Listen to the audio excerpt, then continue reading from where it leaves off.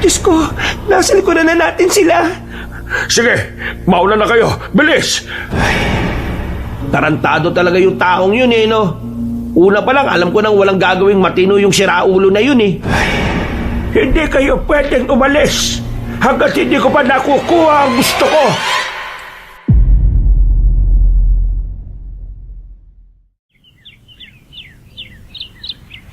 Nakakainis naman talaga. Nakakainis. Bakit ba kasi kailangan ko pang sumama rito eh? Alam niyo naman ang dami-dami kong ginagawa sa buhay. Wala akong time na gumala sa mga ganitong kalayong lugar. Larry, kalma. Ikaw naman. Ngayon ka pa talaga nagreklamo eh. Ang layo na ng biyahe natin. Yung nirereklamo mo, nanahimik ka na lang sana. Nakakadistract ka kaya sa ginagawa namin. Kausap ba kita? Bakit ka nakikisabat? Wala kang sinasabing pangalan kung sino kausap mo eh. Meaning, lahat kami pwedeng sumagot. Ingay mo. Marunong ka ba mag-ayos ng makina? Ikaw rito. Eh bakit hindi na lang ikaw ang gumawa? Ikaw marunong, di ba? Bida-bida. O tama na yan. Hindi naman maayos tong sasakyan kung magtatalo kayong dalawa eh. O si, bonggang masina ite. Jeske, dapat pala may mag-warla dite para mag-back to life ang makinang lanta. O tara na, sakay na. 4:00 na oh. Mahirap na kung gagabihin pa tayo sa daan at masiraan na naman tayo uli. Ay, balas talaga oh. Tingin ko meron isa rito sa atin na may balat sa puwet eh. Lumapit lang, namatay na naman yung makina. Pinaparinggan mo ba ako? Hindi lang naman ikaw ang nakakarinig eh. Bakit ikaw lang nagre-react?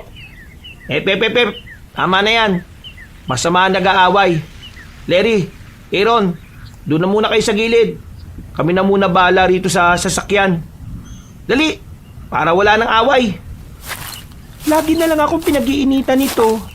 Akala mo naman talaga kung sinong magaling eh. Ay nakwa, baka kasi crush ka ng boylet na yan. Di ba? Kapag ang boylet super duper ang pagpapapansin, that means betsung ka ng boylet.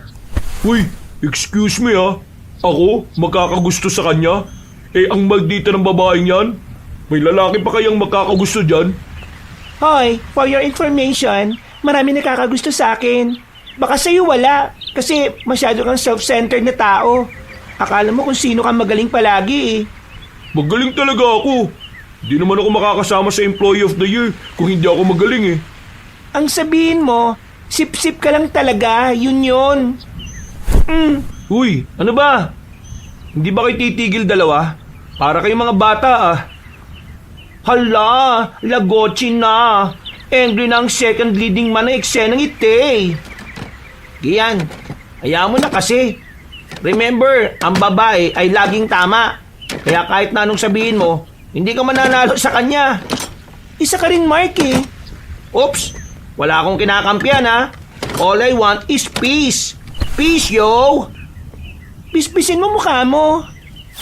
Darilyn, ano ba talagang problema mo sa akin? Napapansin ko, mula nang matapos ang kontrata natin doon sa company, lagi nang mainit ang ulo mo sa akin eh. Mamin ka nga sa akin, may nagawa ba ako sa iyong hindi ko alam? Wala. Wag mo na lang akong kausapin. Ganyan kayo mga babae eh, no? Kapag tinatanong, sasagot ng wala. Pero yung mga sinasabit kilos naman, halatang merong problema. Kayo kasi mga lalaki, wala kayong pakiramdam. Mga manhid kayong tao. Kailangan, laging sinasabi sa inyo. Wala ba kayong mga utak para mag-process ng situation? Uy, hindi kami manghuhula, no? At hindi lang naman kayo ang problema namin sa mundo. At hindi lang naman din kayo ang iniisip namin, no? Anong tingin niyo sa mga sarili niyo, Gold? Lagi nasa isip namin? Gold ba lagi nasa isip nyo? Ano kayo? Gold digger? Aray! Bakit ka na nanampal? Pikon ka pala eh. Tama na kasi, pre. Ikaw kasi, patula ka rin eh. Si Swang, stop na ang war. Wrong na yan ah. Wrong na yarn. Ayusin mo ang pananalita mo, Gian ah. Kahit naging katrabaho mo ako for 4 years, wala ka pa rin alam sa pagkatao ko. Alam nyo, nakakainis kayo eh. Ang gusto ko lang naman, samahan nyo ako dito sa probinsya namin. Kasi itong unang pagkakataon na magbe-birthday ako na may kasama. Ngayon, kung ayaw nyo, pwede nyo namang sabihin kagad eh. Hindi yung ganito. Ipinilit lang naman kasi ako ni Aaron eh. Hoy, si Swang, di kita finorceful ha. Pina-join force kita dite para mag-vanish na ang utang over na sa tagal. Pasensya na pre ha. Una pa lang naman sinabihan na kita na ayaw kong makasama ang babaeng to eh. As if naman na gusto kita makasama, no? Duh!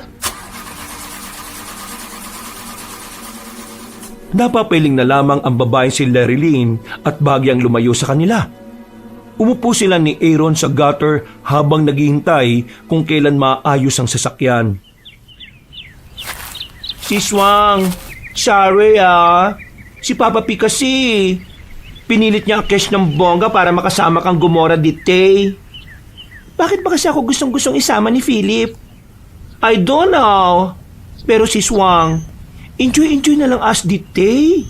Kesa may stress ang matres ng princess. Happy na lang ang mga beauty natin here, ha? Pasalamat ka lang talaga, malakas ka sa akin eh. Napatayo si Larry Lynn at Aaron sa kanilang kinauupuan. Habang ang mga lalaki naman na abala sa makina, napatingin din sa kagubatan. Bakas sa muka ang pagtataka. Hindi na napigilan ni Larry Lynn at Aaron na hindi bumalik sa mga kasama nila. Kahit na 4:00 pa lang ng hapon, bigla na lamang nakaramdam ng kaba ang babaeng si Larry Lynn. Sila lang kasi ang nasa gilid ng kalsada. Mga box, si Netch ba yon? Hindi namin alam. Gusto mo bang tanungin ko yung aso kung anong pangalan niya? Aso lang naman yon. Normal lang yun sa mga ganitong lugar. Ganito talaga rito sa probinsya nyo kahit noon pa? Oo, mas marami pang ang ganyan dati. Ang tawag namin sa mga ganyan, mga asong gubat. Ang paniniwala na matatanda, umaululong ang mga asong gubat kapag may malapit ng mamatay sa mga kasamahan nila. Sa kanilang lahat, si Philip ang maraming kaalaman pagdating sa mahihiwagang bagay. Ganon din sa mga kababalaghan na mahirap paniwalaan ng mga tao. Kaya naman kapag si Philip ang nagsasabi, talagang nakakaramdam ng kaba ang dalagang si Larry Lynn. Pakiramdam niya, lahat ng lumalabas na salita sa bibig ng lalaki ay totoo. Malapit na matapos to. Mabuti pa habang naghihintay kayo kumain na muna kayo. May cup noodles dyan sa loob. May dala rin naman tayong termos. Ano pre? Maayos pa ba tong sasakyan mo? Inabot na tayo ng gabi pre oh. Sabi mo kanina, malapit na. Kanina kasi ayos na. Hindi ko alam kung ano bang nangyari. Hindi ba tayo aalis? Sabihin niyo na lang kung dito na tayo matutulog, ilalatag ko na yung tent. Hep, stop! Gagawa ka na ng war Kalmalicious ka lang, my dear. Ginagawa namin ang lahat ng best namin para mapagana na itong sasakyan na to. Kaya sana, gawin nyo rin ang best nyo para magpahaba ng pasensya. Okay lang? Isang malalim na paghinga na lamang ang naisukli ni Larry Lynn. Kahit naman na magmaktol siya, wala na rin siyang magagawa ng mga sandaling yun. Kaya naman bumalik na lang siya sa gilid ng kalsada. Wala nang ganang umupo at napapailing na lang din. Pagod na siyang mainis. Pagod na siyang makipagtalo kaya mas pipiliin na lamang niyang manahimik. Inilibot niya ang kanyang paningin sa paligid. Madilim na sa kanilang kinalalagyan. Meron ngang poste sa di kalayuan, pero mahina naman ang ilaw nito. Hindi tuloy maiwasan ni Larry Lynn na mag-isip ng kung ano-ano. Naiisip na naman niya ang napanood niyang horror movie. Ganun na ganun kasi ang itsura ng lugar. Napayakap si Larry Lynn sa kanyang magkabilang braso. Malimig na ang klima. Papalapit na rin kasi ang Burr Month. Puro puno pa ang kinalalagyan nila. Mga ilang sandali lang, tinabayan na siya ni Mark sa gutter. Tingin mo, sino sa dalawang yan na may gusto sa'yo? Anong pinagsasabi mo, Mark? Sabog ka ba? Isipin mo, Mare. Pinilit ni Philip si Aaron na makasama ka. Tapos itong si Gian, ikaw lagi napapansin. Di ba parang ang weird? Alam mo, sa halip na gumawa ka ng chismis, tulungan mo na lang sila ron para makaalis na tayo. Mag-aalas 7 na, Diyos ko. Wala akong alam sa ganyang bagay eh. Kaya na nilang dalawa yan. Ano naman ang bag mo dito? Wala. Kapugian lang. Pero, Larry, hindi ka ba natatakot? Malay mo, may aswang pala rito. Aw! Tumigil ka nga. Dami mong alam. Iwan mo ako dito. Natigilan na naman silang 5 nung mga sandaling yon. Agad na dumaloy ang kaba sa sistema ng dalagang si Lerilyn. Pakiramdam niya, hindi na talaga normal ang naririnig nilang alulong. Kumakabog ang dibdib niya. Napansin din naman to ni Mark, kaya niyaya na siya nitong pumasok sa loob ng sasakyan.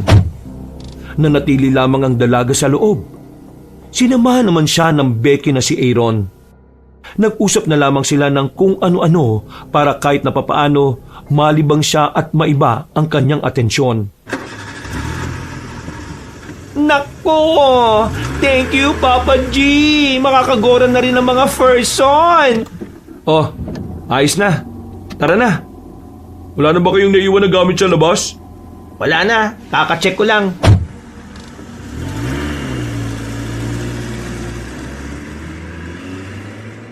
Sa biyahe, tahimik lang silang lahat.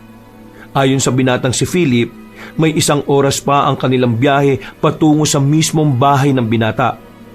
Noong mga sandaling yon, nakaramdam ng takot ang dalaga, pero hindi niya magawang makatulog. Kahit umidlip ay hindi niya rin magawa. Madilim na kasi ang nadaraanan nila.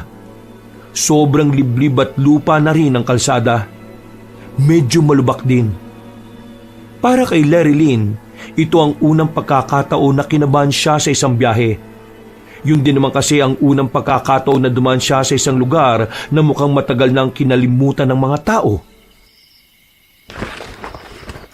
Larry, Aaron, itong magagana lang ang ipasok niya sa loob ha. Kami nang bahala rito sa mabibigat. Saan naman ilalagay? Sa gilid na lang muna ng pinto. Baka malikabok pa yung sofa eh. Papa P, may water ba dite? Jiske, tuyo na ang aking throat eh. I need water. Anong water?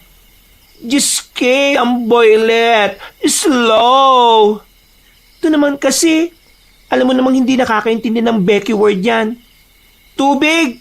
Tubig ang sinabi niya, Philip. Tubig.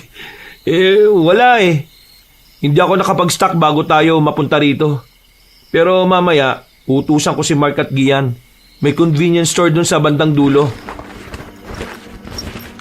Napakamot na lamang sa ulo ang Becky na si Aaron. Hinakot na lang nila isa-isa ang mga gamit. Makalipas lang ang ilang minuto, natapos na rin sila sa pagbababa ng gamit. Pasensya na kayo ha. Medyo magulo pa sa itas eh. Pero linisan na lang natin bukas ng umaga. Kami dyan sa sala, kayong dalawa, doon sa kwarto dito sa baba. Ayos lang naman. Ang malaga narito na ako. Lumamig na ulo ko. Pero nasa ba si Aaron at Mark? Ayun, lumabas. Bumili ng tubig. At saka ng iba pang pwedeng ipang-imbak sa ref. Ako na muna dyan. Buksan mo na lang yung pinto, baka sila na yun. O sige pre.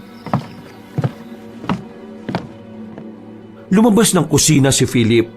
Naiwan doon si Lerilyn at Gian. Hindi pa rin nagpapansinan ng dalawa. Hindi rin naman si Lerilyn ang unang gustong magsimula ng kanilang usapan.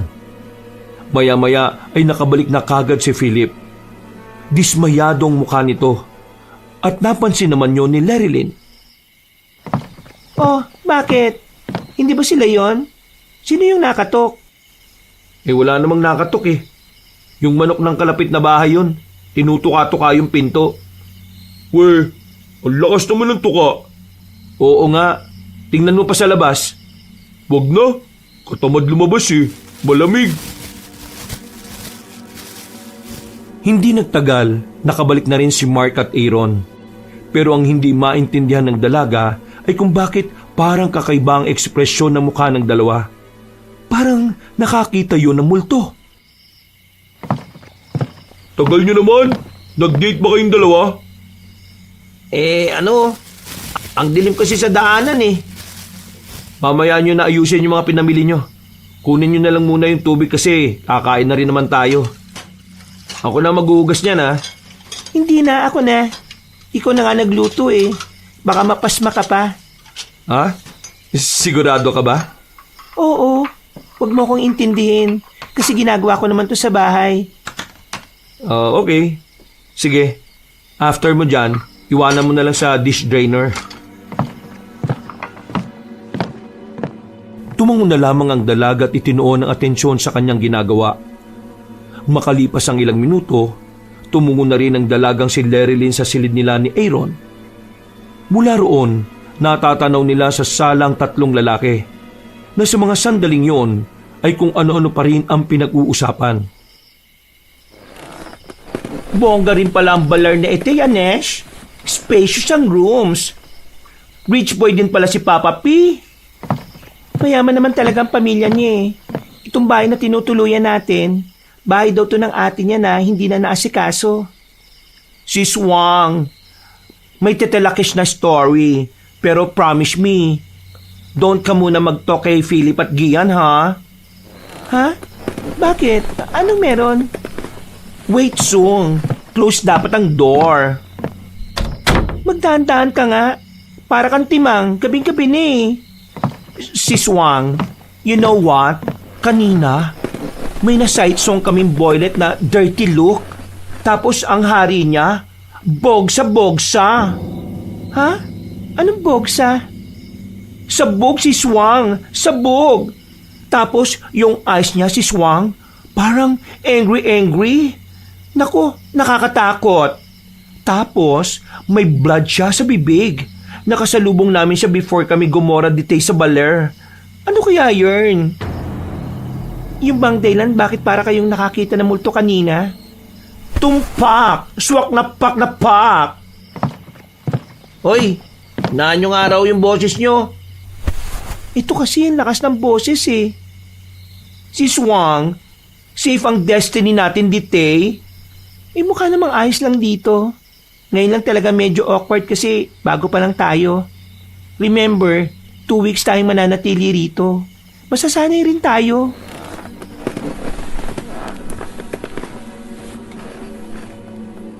Hindi na inintindi pa ni Lerilyn ang kwento ni Aaron. Ang isip-isip niya, baka baliw na tao lang ang nakita ni Aaron at Mark. Ilang minuto lang ay agad nang nakatulog ang dalaga. Mahimbing ang kanyang tulog dahil sa haba ng kanilang biyahe. Box! Wake up! Ha? Bakit? Inaantok pa ako eh. Lapang na, Box! Jiske ka! Bangon ka na, Box! Inaantok pa nga ako. Kainis naman. Napilitang bumangon ng dalaga. Ayaw din naman kasi niyang magpa-importante at baka pag-initan na naman siya ni Gian. Pumwesto na siya sa lamesa. Sabay-sabay na silang kumain. Tahimik lang ang umagang yun para sa kanila. Ang masarap na simoy ng hangin na pumapasok mula sa labas ang nakakapagpagaan ng kalooban ni Lerilyn. Mamaya, alis tayo after lunch ha. Dadalhin ko kayo sa ilog na madalas kong paliguan dati. Dalhin nyo yung mga pampaligo nyo. Magpipiknik tayo doon mamaya. Tapos bukas, doon naman tayo sa burol. Uy pre, tama yan. Ligong-ligo na ako eh. Malalim ba yung ilog? Hindi kasi ako marunong lumangoy eh. Hindi naman malalim. Huwag lang tayo magpunta sa pinakadulo kasi doon, lagpas tao na talaga. Ikaw Larry, sama ka ba mamaya? Oo, pero hindi ko alam kung maliligo ako. Hindi rin kasi ako marunong lumangoy eh. Akong bahala, Sis Wang. Marunong ako mag-swim-swim. Save kita kapag near ka na ma-dead Madela. Naku, wala akong tiwala sa iyo, no? Dati hinayaan mo lang akong lumubog eh. Buti na lang naroon si Gian. Niligtas ka kahit hindi ka marunong lumangoy. Nax! Uy, kepal ka ah. Ay wow! Bongga! Bisita is coming na ba ite? Totoo ba yon? Kapag may nalaglag na kutsara at tinidor may darating daw na bisita? Paano kung isang sakong kutsara nalaglag? Isang barangay ang darating? Common sense mo nga. Sinong tanga na makakalaglag ng isang sakong kutsara at tinidor? Nung bata pa ako, iba ang pagkakasabi sa amin ng lola ko. Sabi niya, noon daw, masamang pangitain ng pagkakalaglag ng kutsara at tinidor. Ibig sabihin daw kasi, may paparating na kapahamakan. Nagkatinginan sila nung mga sandaling yon. Tila ba, inaalam kong nagbibiro lang si Philip o hindi. Yan ka na naman sa mga kwento mo, Philip Baka mamaya, hindi na naman makatulog itong si Larry Lynn. Nagsasabi lang naman ako para meron tayong pag-usapan Kung ayaw nyo naman ng ganong topic, pwede naman tayo agad magpalit ng usapan Kahit hindi na. Hindi naman kasi ako natatakot Kasabihan lang naman yung mga yan. Ngumisi na lamang ang dalaga at itinoon na lamang ang atensyon sa kinakain. Pero sa kaloob-looban nito, aminadong takot siya sa mga kwentong kababalaghan. Sa kwento pa nga lang ni Aaron tungkol sa nakita nila ni Mark, medyo kinikilabutan na siya. Pero hindi lamang siya nagpapahalata. Alam niya kasing aasarin na naman siya ni Mark kapag nalaman nitong apektado siya. Makalipas ang ilang sandali ay natapos na silang kumain. Inihanda na lamang niya ang kanyang mga susuotin sa pagligo. Nasaan na ba rito yung mga cycling ko? Nakakainis naman Max, ano? Don't ka ba gogora with us? You're the only one na wini-wage yung namin. Hoy, magdaan-daan ka nga sa pagbukas ng pinto. Masisira talaga yan. Sabihin mo muna, mauna na kayo. Susunod na ako. May hinahanap lang naman ako rito Nose mo yung ilog, Chi? Pwede naman magtanong dyan sa labas. Sige na, mauna na kayo. Mas lalo kung hindi mahahanap ang hinahanap ko kapag may naghihintay sa akin Okay, gora na asa. Take care, Box. Babush! Wisit talaga. Ang sabi ko magdahan-dahan. Lalo pa talagang nilakasan. Kainis. Sa kakahanap ni Larry Lee ng cycling ay naubos na lang ang kanyang pasensya. Naisipan na lang niyang mag-short, total maliligo lang naman sila sa ilog. Makalipas ang halos 20 minutos ay lumabas na rin siya ng bahay. Nakasalubong niya si Mark na halatang binalikan pa siya. Bakit mo pa ako binalikan? Sabi ko mauna na kayo. Baka kasi maligaw ka Ang sabi kasi ni Philip, may kasama kang maglakad kasi hindi naman daw tayo taga rito. Malayo ba yung ilog? Hindi ko rin alam. Ano ka ba? Pareho lang tayong di pa nakakapunta. Pero tingin ko, malapit lang naman. Tara na. Bininisan ng dalawang kanilang paglalakad para makaabot sila kina Philip. Habang tinatahak nila ang daan, napapansin nilang ang mga mata ng mga taong naroon ay nakatingin sa kanila. Para bang alam na agad ng mga yon na hindi sila taga roon. Ngayon na ba sila nakakita ng mga tao rito? Hayaan mo sila. Ganito talaga sa probinsya Parang artistang tingin nila sa mga taga Maynila. Lalo na ngayon, may kasama kang gwapo. Kaya dapat masanay ka na. Buti nga, wala pang lumalapit para magpapirme. Ay naku, ang kapal mo. Binilisan na lamang nila ang kanilang paglalakad hanggang sa makarating na rin sila sa ilog. Inabutan na nilang naliligo na sila Philip. Walang ibang naroon kundi sila lamang. Kaya naman, ramdam na ramdam ni Larry Lynn ang pagiging payapa ng lugar na yon. Max! Come here! Gitay ka Huwag ka dyan. Malalim dyan. Hoy Aaron, mais ka nga. Kapag nalunod niyang si Larry Lynn, ikaw bahala dyan Hoy! Joke lang, Max. Dare ka na lang sa small amount of water. Ito talaga si Aaron. Wala sa ayos eh. Hindi nagtagal ay lumublob na rin ang dalagang si Lerilyn. Malamig ang tubig kaya naramdaman niya agad ang ginaw. Kahit patirik ang araw, parang wala naman siyang nararamdaman na init. Mas lalo pang malamig kapag umahon siya ng tubig. Habang nakakasiyahan sila, pansamantalang umupo na muna si Lerilyn sa malaking bato habang nakasaklob ng tuwalya. Halos kalahating oras pa lang silang naroon pero parang hindi nakakayanin ni Lerilyn ang ginaw na nararamdaman. Napalingon ng dalaga nang mapansin na parang may nagtatago sa halamanan. Nakita niya kasing gumalaw ang halamanan na yon. Ilang segundo niyang tiningnan. Pero dahil ilang metro ang distansya, hindi niya sigurado kung ano ang naroon. Nung una, hindi niya pinansin. Pero sa mga sumunod na sandali, nakita niyang meron na namang gumalaw. Hindi na nakatiis ang babae. Tumayo siya at bahagya pang lumapit sa halamanan. Hoy, Larry! Bakit? Anong meron? Napansin na rin siya ng iba pa niyang kasama. Nagtataka itong lumapit sa kanya para tingnan din kung ano ang sinusuri niya sa halamanan.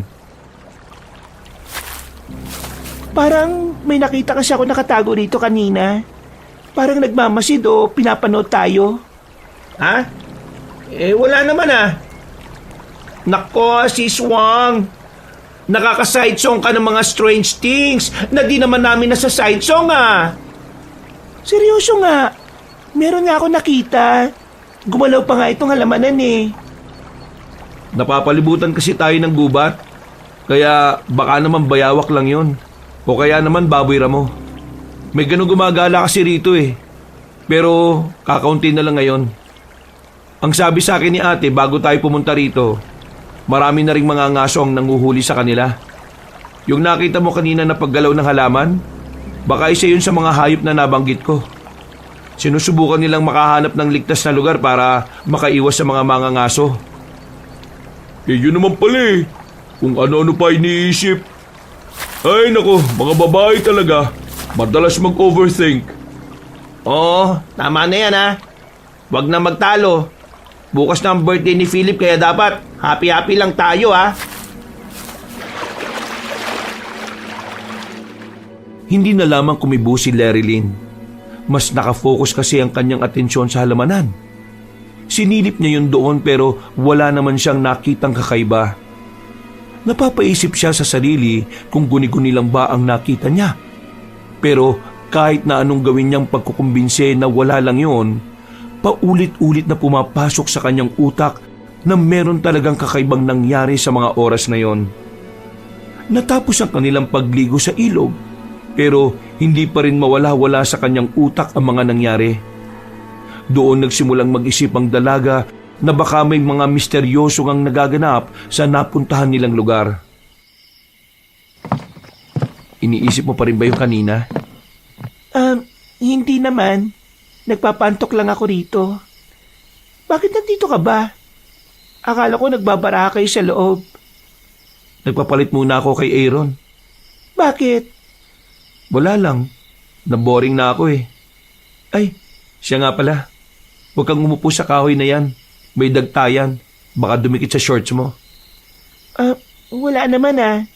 Mga alikabok lang. Philip, kabisado mo ba ang mga lugar dito? I mean, may mga kilala ka ba rito? Wala gaano. Si Aling Winnie lang ang kilala ko rito. Pero hindi ko alam kung narito pa siya. Huling punta ko kasi rito dati. May sakit siya eh. Bakit mo pala naitanong? Wala lang. Gusto ko lang malaman. Alam mo kasi, mahirap din magstay dito kung wala tayong gaanong kilala. Paano kapag may emergency? Wala makakatulong sa atin. Wag mo kasing i-manifest. Hindi ko minamanifest. Sinasabi ko lang yung mga pwedeng mangyari.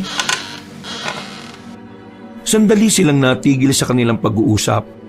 Meron kasi silang nakitang matandang lalaki na nasa harapan ng gate nila. Nakatingin ito sa kanila na parabang kilala sila nito. Kilala mo? Hindi. Si Aling Winnie nga lang ang kilala ko rito. Sino yan? Teka. Kausapin natin. Magandang gabi po. Sino po kayo? May kailangan po ba kayo? Naglakad ang matandang lalaki palapit sa kanila. At matapos tumingin sa paligid, tumingin naman ito sa kanila. Nahihiwagaan si Lerilyn sa kilos na matanda.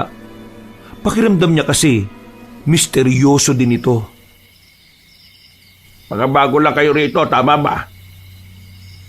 Dati po akong narito nung dito pa nakatira ang ate ko. Pero ngayon lang ako nakabalik dito kasama itong mga kaibigan ko. Mga taga saan kayo?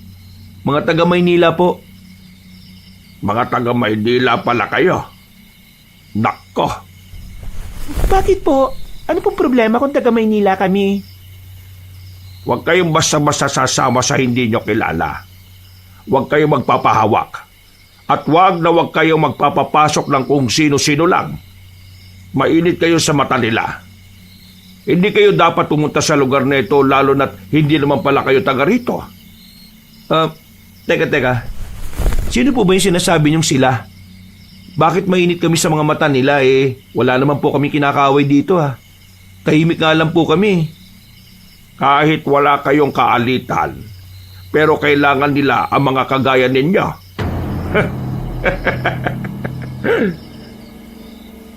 Manong, pasensya na ha. Hindi kami pwedeng basta na lang maniwala sa inyo Hindi naman po kasi namin kayo kilala.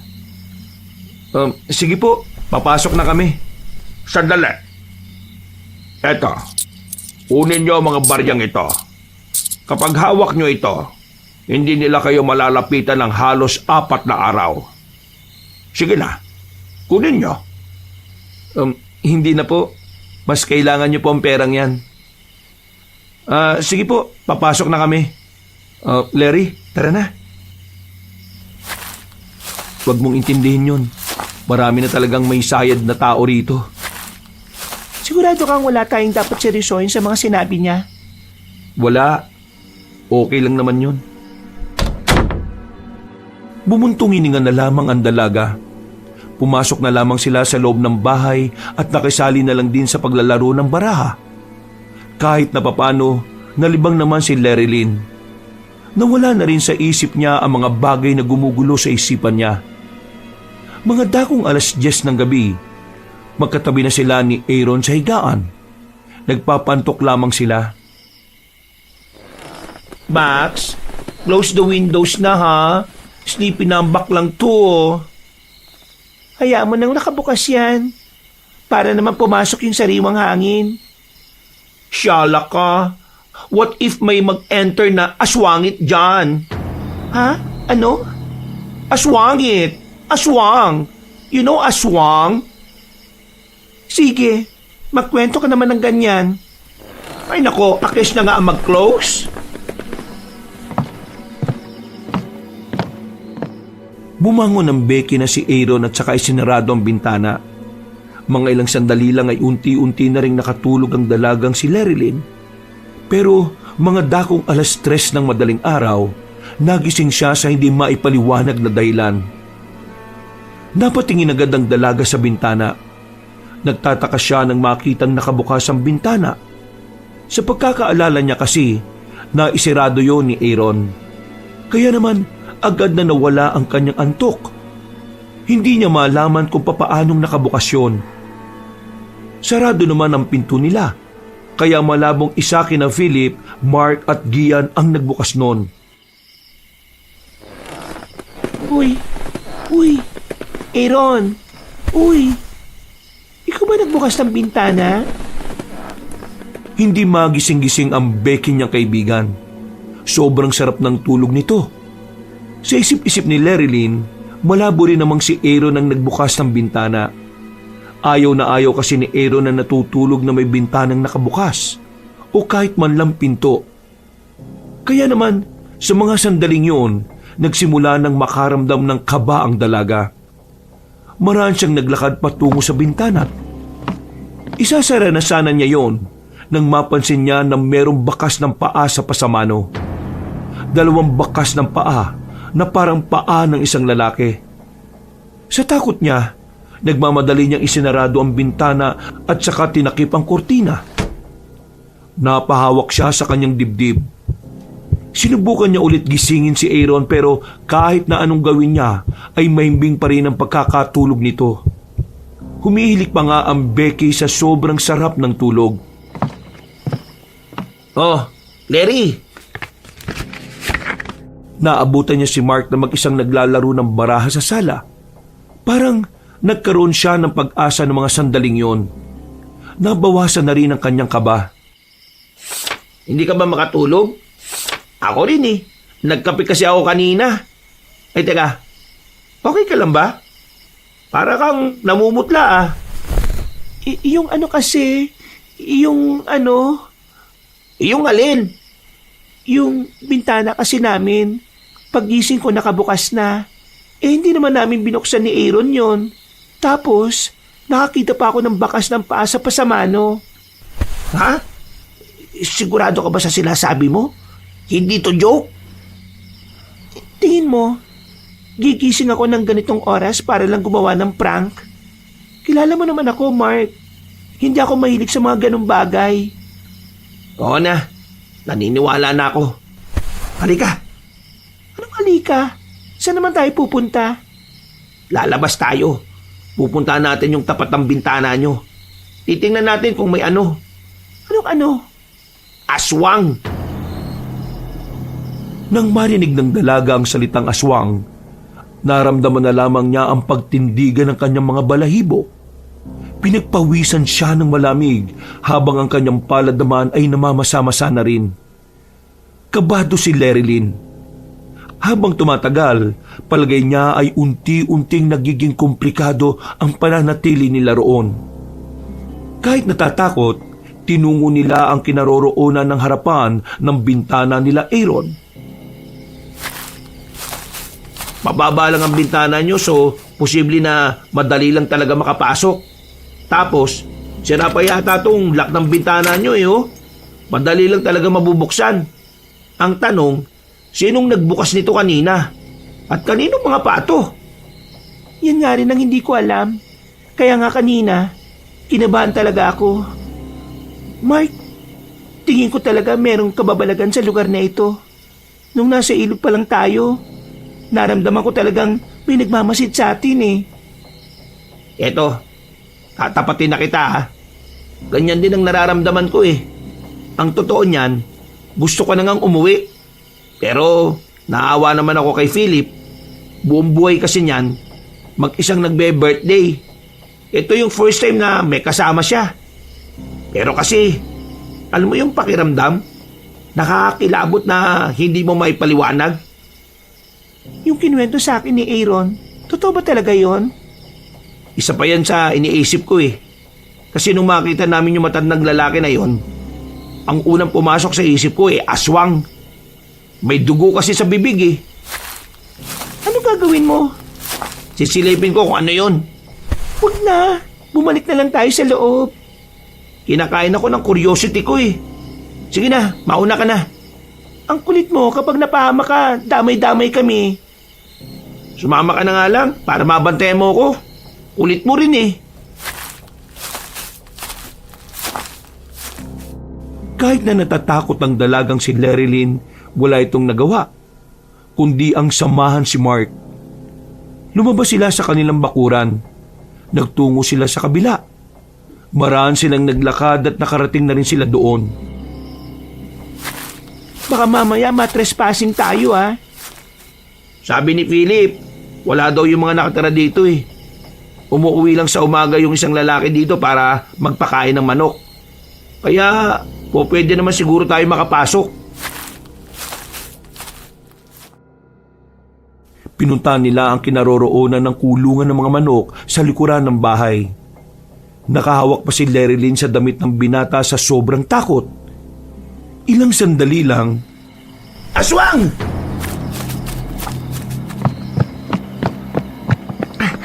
Sigurado ka ba na aswang yon? Hindi na ako pwede magkamali. Aswang lang ang kakain ng manok ng buhay. Nung mga sandaling yun ay nasa sala na sila. Mahina lang ang kanilang boses. Wala silang balak na ipaalam sa kanilang tatlong kaibigan kung anuman ang nakita nila. Napagtanto kasi nila na masisira ang birthday ni Philip kapag binuksan pa nila ang usapan na yun. Kinaumagahan, mulat na mulat si Lerilyn at Mark. Parehong nakatulala ang dalawa sa gilid habang naghihintay na maluto ang kanilang pagkain. May sakit ba kayong dalawa? Ako wala naman. Hindi lang ako nakatulog na maayos dahil sa kape. Ewan ko rito kay Larry. Mukhang hindi ka nakatulog Midlip ka muna. Mamayang hapon, magluluto na kami ng panghanda. Magiinuman tayo mamaya. Sa susunod na lang siguro tayo magburol. Box, sleep muna ikaw. You need beauty rest bago pa ang peslak mo maging Agnes. Anong Agnes? I mean, baka maagnas ka, Box. Matulog ka na muna. Tingnan mo mata mo, mapungay na. Daig mo pa rugby boy sa amin Sinunod na lamang ni Lerilyn ang payo ng mga kaibigan niya. Hindi na rin kasi niya kaya ang antok. Parang kakaunting tulak na lang sa kanya, matutumba na siya. Nagtungo siya sa silid nila Aaron. Pagkaiga niya pa lang ay agad na siyang nakatulog. Nagising lang siya nang maramdaman niyang nakabukas na naman ang bintana. 4:00 na ng hapon noon. Nung mga sandaling yon, nakaramdam na naman ng kaba ang dalaga. Tila ba nagkaroon na siya ng trauma kapag nakikita niyang nakabukas ang bintana. Kaya naman nagmamadali siyang bumangon at lumabas. Si Mark ang nadatan niya sa sala. Sino nagbukas ng bintana? Si Gian. Pinabuksan kasi ni Philip lahat ng bintana para makapasok yung hangin. At sabi ni Philip, paniniwala daw kasi ng pamilya nila, kapag may karawan daw, dapat may papasukan ng swerte. Ewan ko ron. Sinunod na lang namin. Anong balita ron sa mga manok? Kanina, may bumalik na lalaki sa bahay. Narinig ko, galit na galit. Pero wala naman akong narinig na may hinana siya kung sino ang may gawa. Alam na ba nila? Hindi pa.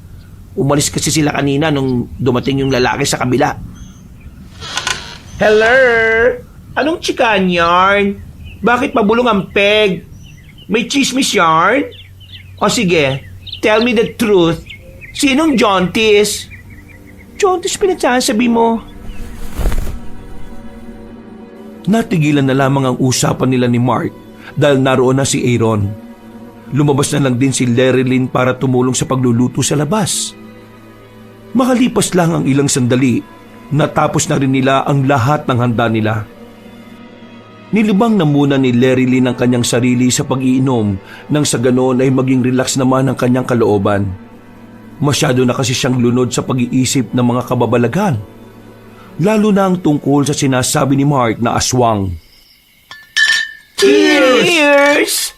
Para sa karawan ng pinakamagiting natin tropa. Happy birthday sa iyo, paring Philip. Mabuhay ka hanggat gusto mo. Papa P, tell us, anong wish ng koya na yarn? Wish ko? Sana kayanin ko na rin makapagtapat ng nararamdaman ko sa babaeng gusto ko. Ay! Bongga! Pogi mo dyan, Papa P. Sino ba ang girlless na yarn, ha? Reveal na yarn, Diyos ko! Hindi. Hindi ngayon ang tamang oras. Kapag nakabalik na ako ng Maynila, makikipagkita ako sa kanya at doon ko sasabihin. Parang alam ko na yan, Tumingin si Mark kay Lerilyn na patawa-tawa lang. Palim naman niyang kinurot ang lalaki para manahimik na ito sa kakatukso sa kanya. Hindi na nila namalayan ang oras habang nakakasiyahan. Noong mga sandaling yon, ay abalang-abala lang sila sa mga napag-uusapan nila. May tama na rin si Lerilyn, pero hindi pa naman siya lasing. Mataas kasi ang alcohol tolerance niya, kaya sa kanilang lahat, parang siya pa rin ang natitirang matino. Ay, Diyos ko! Magdahan-dahan naman kayo. Masusugatan pa kayo niyan eh. Kaimbiyan na naman kasi ang life na ito. Nagnomo-nomo kasi ng bongga, di naman pala carry. Ayan, bagsak. Sige na, dali na lang to sa loob. Inaantok na rin kasi ako eh.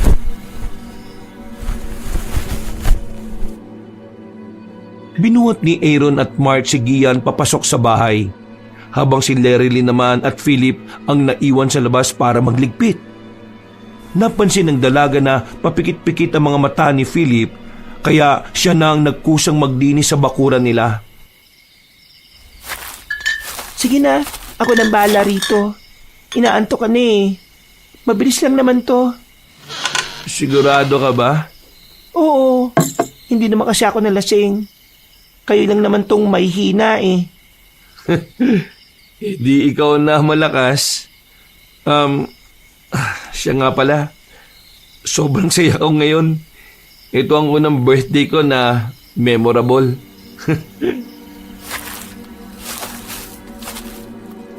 Naglakad na rin papasok si Philip.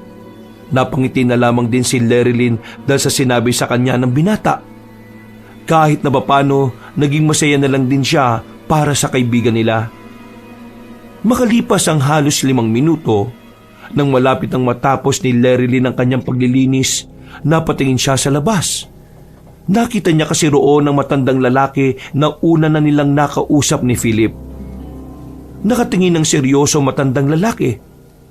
Tingin pa lang nito, talaga namang kinikilabutan na siya. Hindi na sana niya papansinin na matandang lalaki pero bigla namang itong nagsalita. Malakas ang pagkakasabi ng matanda kaya kahit nasa labas yun ay dinig na dinig niya. Iya, natitipuan ka ng mga aswang at ang mga kasama mo, sila ang gagawing hapunan ng mga aswang. Kaya kung ako sa inyo, umalis na kayo rito bago pa mahuli ang lahat. Huwag ka nang magkunwaring walang alam, iha. Alam kong may nararamdaman na kayo. Alam kong nakaranas na rin kayo. Kaya huwag na kayo magbulag-bulagan.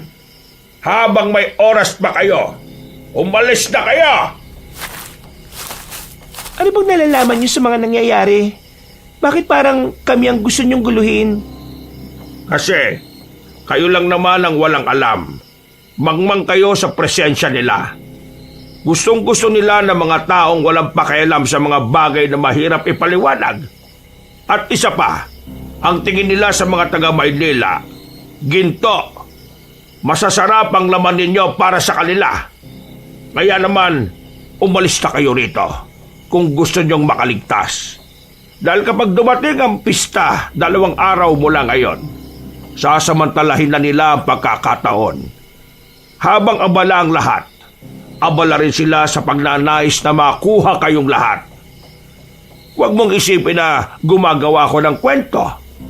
Dahil alam na alam ko na ang sistema nila. Eh kung alam mo na ang galawan nila, bakit ikaw hindi ka nila kinakain? Bakit naman nila kakainin ng isang tao na sa paningin nila ay baliw? Iha, minsan para makaligtas ka, kailangan mong ibahin ang katauhan mo. Gaya na lamang ng ginagawa ko. Iha, pag-isipan mo ang sinasabi ko. Walang ibang paraan para makaligtas, kundi ang pag-iwas. Hindi malaman ni Lerilyn kung maniniwala siya sa sinasabi ng matandang yon. Nakakaloko kasi ang pagtawa nito na parabang nangiinsulto o nang aasar. Nagmamadaling makapasok ang babaeng si Lerilyn sa loob ng kanilang bahay. Huminga siya ng malalim. Sinubukan niyang ikalma ang kanyang sarili. Kahit na parang nawala ang kaunting tama niya nang dahil sa kilabot na nararamdaman. Dakong 11:00 ng gabi, nasa silid na ang dalaga. Pinipilit niyang matulog pero wala namang nangyayari.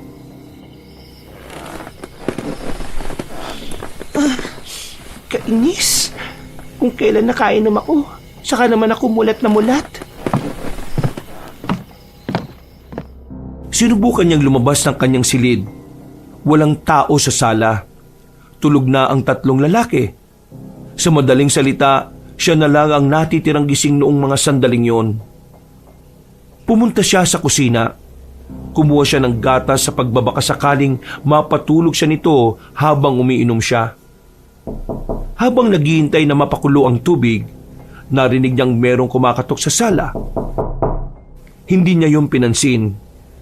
Iniisip niya kasi na baka manok lang yon ng kapitbahay na tumutuka-tuka lang sa pintuan.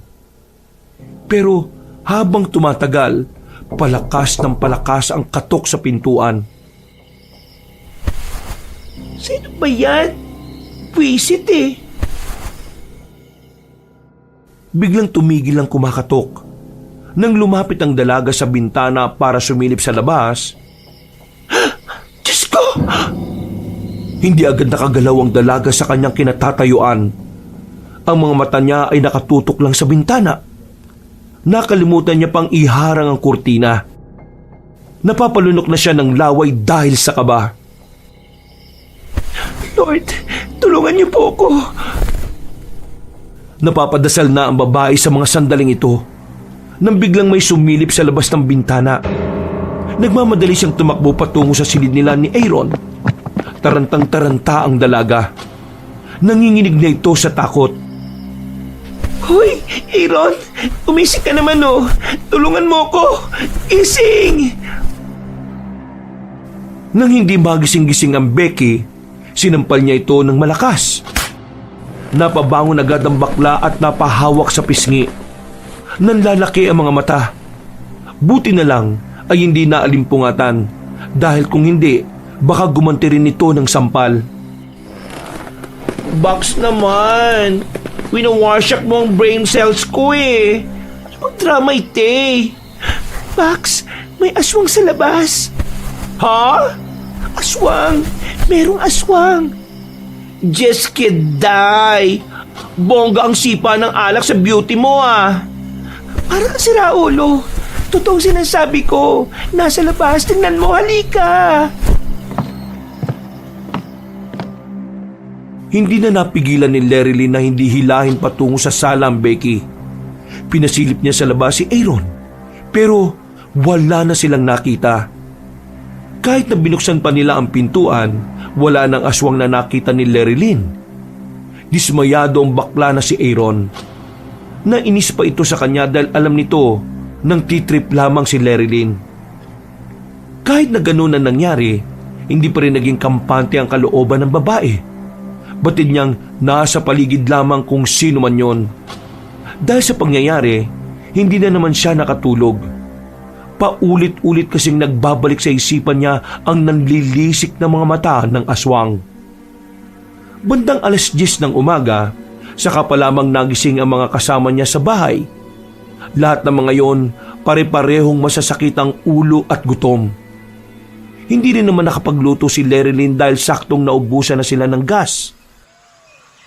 Bibilihan ko na lang kayo na makakain nyo. Lalakarin ko na lang yung convenience store mula rito. Sure ka? Pasensya ka na ha. Sobrang nahihilo talaga ako eh. Ako rin.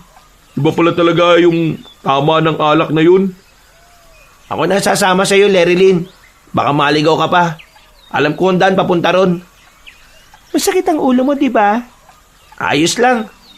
Tolerable naman eh. Lumabas ng bahay ang dalawa.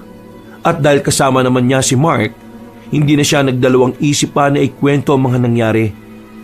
Kahit ang binatang si Mark ay nagulat din sa narinig. Bumukas sa mukha nito ang labis na pag-aalala. Dahil habang tumatagal kasi, para bang palala ng palala ang pagpaparamdam sa kanila ng aswang. Natanong na nila ang convenience store sa gilid ng kalsada, pero hindi pa man sila nakakarating doon. Napatigil sila dahil sa isang matandang lalaking nagkandalaglag ang mga dalang gamit. Puti na ang buhok na matanda, parang uugod-ugod na rin. Kaya naman naawa ang dalawa kaya tinulungan nila yon. Nako, maraming salamat sa inyo. May mabubuti pa pala kabataan ngayon. Wala pong anuman. Hindi ba kayo taga rito? Parang ngayon ko lang napansin ang mukha ninyo. Opo. Hindi nga po kami taga rito. Nagbabakasyon lang po. Ay, bakasyon. Kaya pala. Ay, isa nga pala. Ang pangalan ko ay Edgar. Mang Edgar ang pagkakakilala sa akin ng iba. Sige po. Mauna na po kami, Mang Edgar. Bago umalis, tinapik pa ng matandang lalaki si Mark sa balikat. Nakangiti lang yun sa kanila. Magaan din naman ang pakiramdam ni Larry Lynn. Si Mang Edgar, para sa kanya ay hindi ito kagaya ng isang matanda na parang baliw kapag kinakausap. Mas magaan ang kalooban ni Larry Lynn kay Mang Edgar kaysa sa matandang misteryoso ang pagkatao.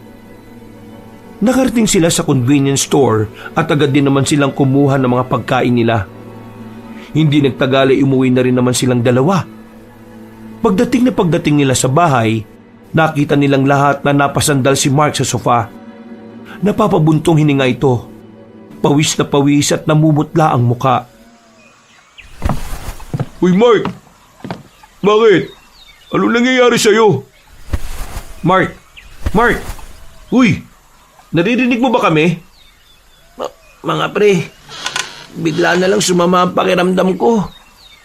Gusto mo bang dalhin ka namin sa ospital? Hindi, wag. Malayo ospital dito. At saka, gastos lang. Ipapahinga ko na lang siguro. Baka nabigla lang ako sa alak. Tumayo ang lalaking si Mark at dumiretso na sa itaas. Inalalayan naman ni Larry Lynn ang binata. Hinatid niya ito hanggang sa kwarto. Sigurado ka bang ayos ka lang? Larry, yung matandang lalaki kanina sa tapat ng convenience store. Oh, bakit? Anong problema? Feeling ko, aswang yun. Aswang? Pero, paano mo naman nasabi yun? Mukha namang matino eh. Sabi sa nabasa ko, ang mga aswang daw, may kakayahan kang lagyan ng sakit sa pamamagitan lang ng tapik sa balikat. Aswang yun, Larry. Naglalakad pa lang tayo kanina. Sumama na pakiramdam ko eh. Dumaloy na naman ang kilabot sa sistema ng dalaga. At sa puntong ito, natitiyak niyang tuluyan na nga silang pinagkainteresan ng mga aswang. Ano pinagsasabi mo, Larry Lynn? Anong aswang-aswang? Kakaiba na yung hallucinations mo, ha? Kakapuyat mo kasi yan eh. Dahil sa pagbabasa mo ng mga kwentong pangbarbero. Totoo sinasabi ko. Nung unang dating pa lang natin dito, iba na ang pakiramdam ko eh. Yung nasa ilog tayo, alam ko may nakamasid talaga sa atin. At yung kwento sa akin ni Mark at Aaron tungkol sa lalaking duguan ng bibig. Diba Aaron? Ikaw mismo nagkwento sa akin. Tapos, meron ding nagbukas ng bintana sa kwarto namin. May mga bakas ng pasa pa sa mano. Noong madaling araw naman, nakita naman ni Mark na may lalaking nilapa ang mga manok dyan sa kabila. Tapos nito lang, may nakausap kaming matanda ni Mark. Tinapik siya sa balikat at saka nagkasakit siya kaagad. Tinapik lang sa balikat tapos nagkasakit na kaagad? Ano yun? May Bluetooth yung kamay? Nag-transfer kaagad ng sakit? Ha, okay yan ah. Hindi ako nakikipagbiruan, Gian ah. Ay malaking joke kasi yung pinagsasabi mo eh. Aswang-aswang ka dyan. Moderno na panahon ngayon oh. Malabo na yung mga ganyan. Wala akong pakialam kung ayaw mong maniwala. Basta totoo ang sinasabi ko. Philip, kailangan natin ng albularyo. Hindi gagaling si Mark sa mga gamot na pinaiinom natin. Dahil aswang ang may kagagawan nun. Mas lalo lang siyang lalala. Doktor ang kailangan ni Mark, hindi albularyo. Baka mamaya, hampas-hampasin lang siya ng daon ng sinasabi mong albularyo eh. Pambihira naman. Hoy, stop na! The truth is, nasaysong ko na rin ang aswang itong nakarang madaling araw. But nag-keep silent lang ang lola nyo dahil ayaw kish masira ang happenings natin. Nakikiride ka na rin sa trip nitong si Larry? Gian, serious Akesh. Totoong story ni Akesh. Nasaitsong ko talaga ng super duper clearness ang itsura ng aswangit. Diyan sa labas. 2 of them is boylet at ang isa thunders na. Around 50 to 60 ang edad. Basta, gurang na. Diyos ko, kakaibang trip to ah. Hindi to trip. Totoo mga sinasabi nila. Ha? Pati ikaw? Hindi ko sinabi sa inyo ang totoo. Bago tayo magpunta rito, nagbigay na sa akin ng babala si ate. Ang sabi niya sa akin, may mga gumagala-galang pamilya ng aswang dito sa baryong to. Na hanggang ngayon, walang makahuli dahil mailap. Diyos ko naman. Alam mo naman pala na ganyan, di sana hindi na tayo tumuloy. Akala ko kasi nung una, walang magiging problema eh. Akala ko nung una, haka-haka lang din. At isa pa, kapag sinabi ko kagad, alam kong hindi na matutuloy ang birthday na gusto ko. Dinala ko kayo rito kasi mahalaga sa akin ang bahay na ito. Dito lahat nabuo ang mga alaala namin nila Papa nung nabubuhay pa sila. Ang selfish mo naman kung ganon. Mas pinili mong matuloy ang birthday mo kaysa sa safety nating lahat. Siswang, kalmalicious ka lang. Siswang naman eh. Nakakainis na kasi. May alam naman pala siya. Hindi man lang niya sinabi sa atin. Di sana, kahit na papaano nagawa natin ang paraan. Tingnan mo, nagkasakit si Mark. Mataas ang lagnat. Anong gagawin natin dyan ngayon? Kapag napahamak si Mark, problema natin tong lahat. Oh my God! Hindi ako makapaniwala sa mga naririnig ko. So, totoo ang aswang? Sa nangyayari ngayon, mukhang totoo na nga. Sus! Mabubuang ako rito! Uy, saan ka pupunta? Lalabas! Magpapahangin! Hindi ko kayo mapakinggan yung mga katarantaduan ninyo. Hindi na nila pinigilan pa si Gian. Naiwan silang tatlo sa sala. Pero hanggang sa mga sandaling yon, hindi pa rin kumakalma ang dalagang si Lerilyn. Ano, Philip? Wala ba tayong gagawin? Sama mo ako, Larry. Titingnan ko kung nandun pa si Aling Winnie sa bahay nila. Baka sakaling may kakilala siyang albularyo. Ay, bongga! Iiwan ako here ng aloneliness? Kailangan may magbantay kay Mark. Sige na. Walang sinayang na sandali si Philip at Lerilyn. Mabilis nilang tinungo ang kinaroroonan ng bahay na matandang si Winnie. Buti na lamang hindi pa nakakalimutan ni Philip ang daan patungo roon. Pagkarating nila roon, nakita nila ang matandang babae na nasa bakuran habang nagsasampay ng mga nilabhang damit. Aling Winnie? Sino ba kayo? Kilala ko ba kayo? Aling Winnie, ako ito, anak ni Ramon at Amanda. Ako na po ito, si Philip. Nako, ikaw na pala yan. Ang laki-laki mo na pala. Bakit kayo narito? Bakit parang natataranta kayo? Wala na po kaming oras para magpaliwanag, Aling Winnie. Baka po may kakilala kayong albularyo na makakatulong sa amin. Yung kaibigan po kasi namin, tinapik ng aswang sa balikat. Anong sinabi mo? Diyos ko, hali kayo. Dadaling ko kayo sa bahay na kakilala kong albularyo. Agad silang sumunod sa matandang babae. Kaunting lakad lang ay may bahay na din silang nilapitan. Kabadong malala si Lerilyn noong mga oras na yon. Sa mga nangyayari kasi, pakiramdam niya kahit sino na lang ay pagdududahan niya. Kahit pa ang matandang babae na yon. Jaja! Nandiyan ka pa sa loob. Puyatang tao dyan. Wala na po ba kayong ibang kilala? Nako, wala na talaga. Si Jojo lang ang kilala namin dito. Pero ang alam kasi ng lahat, nabaliw na siya. Kaya wala nang nagtitiwala sa kanya. Pero ako lang ang nakakaalam na hindi siya totoong baliw. Nagkaroon ng ideya ang dalagang si Lerilyn dahil sa sinabi ng matandang si Winnie. Magsasalita pa sana siya nang biglang may dumating. Winnie, anong ginagawa mo rito at bakit? Bakit kasama mo mga taga-Maynila na yan? Jaja, kilala ko itong si Philip. Anak ito ng kumpare natin. Anak ni Ramon. Kailangan kanila. Yung kaibigan kasi nila, natapik ng aswang. Yan. Yan na nga ba sinasabi ko? Dalhin nyo rito yung kaibigan nyo at gagawa natin ng paraan. Naninibago si Larry Lynn noong mga sandaling yon. Seryoso kasi ang matandang lalaki. Malayong malayo sa kung papaano sila kinausap noon. Naisip na lamang ni Larry Lynn na baka parte lang din yun ng pagpapanggap na matanda bilang baliw. Umalis sila agad roon at nagmamadaling makauwi. Nadatnan nila si Aaron na naiiyak na at hindi na alam ang gagawin. Pagtingin nila kay Mark, nangingitim na ang mga kuko nito sa kamay at paa. Maging ang labi nito ay kulay ubi na rin.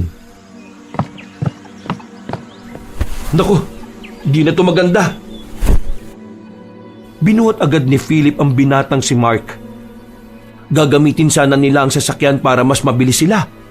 Ang kaso nga lang ay hindi na naman umandar ang makina. Kaya buong pagsisikap nilang dinala si Mark sa bahay na matandang si Jojo. Nang makarating sila roon, ay agad nilang inihiga ang binata sa lamesang nasa bakuran. Paabot ng kutsilyo. Bilis! Ano pong gagawin nyo? Aba, huwag ka na magtanong. Baka naman mapahaba. Ako ang albularyo at ako ang nakakaalam. Sundin mo ang sinasabi ko kung ayaw mong mamatay ang kaibigan niya. Diyos ko naman, ako na nga. Nagkusang loob na si Larry Lynn na kunin ang kutsilyo. Nang ibigay yun ng dalaga kay Mang Jojo, sinira na matanda ang damit ni Mark sa bandang balikat. Pagtingin nila sa balikat ng binata ay nakita nilang nangingitim na rin ang parting yon. Halos kasing laki na ng plato ang pangingitim. Walang sinayang na sandali ang matandang albularyo. Hiniwa nito ang malaking pasa at pinilit na paduguin. Namumuo pa ang dugo ni Mark. Paabot ka ng plastic na yan.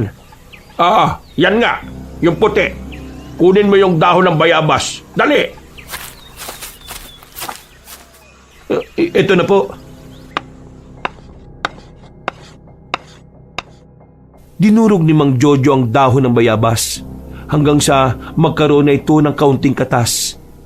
Pinatak nito ang katas sa balikat ni Mark at ang dahon naman ay pinakain sa binata. Makalipas lang ng halos 15 minutos, naramdaman na lamang nila na bumaba na ang init ng katawan ng kanilang kaibigan. Unti-unti na ring nawala ang pangingitim ng kuko at labi nito. Ganon din ang nasa balikat. Ayan. Ganon lang kasimple. Napasandal na lamang si Mang Jojo sa haligi ng bahay. Samantalang sila Larry Lynn ay nakahinga na rin ng maluwag. Para silang nabunutan ng tinik sa lalamunan nang masigurong unti-unti nang nawawala ang lagnat ni Mark. Pakiubad nitong damit ng kaibigan nyo. Gagamitin ko ito para malaman kung anong intensyon ng aswang na yon dito sa kaibigan ninyo. Papa P, nagbring ako ng damit si Kels na extra para kay Marky. Ito, pasuot mo sa boylet. Sige, maraming salamat.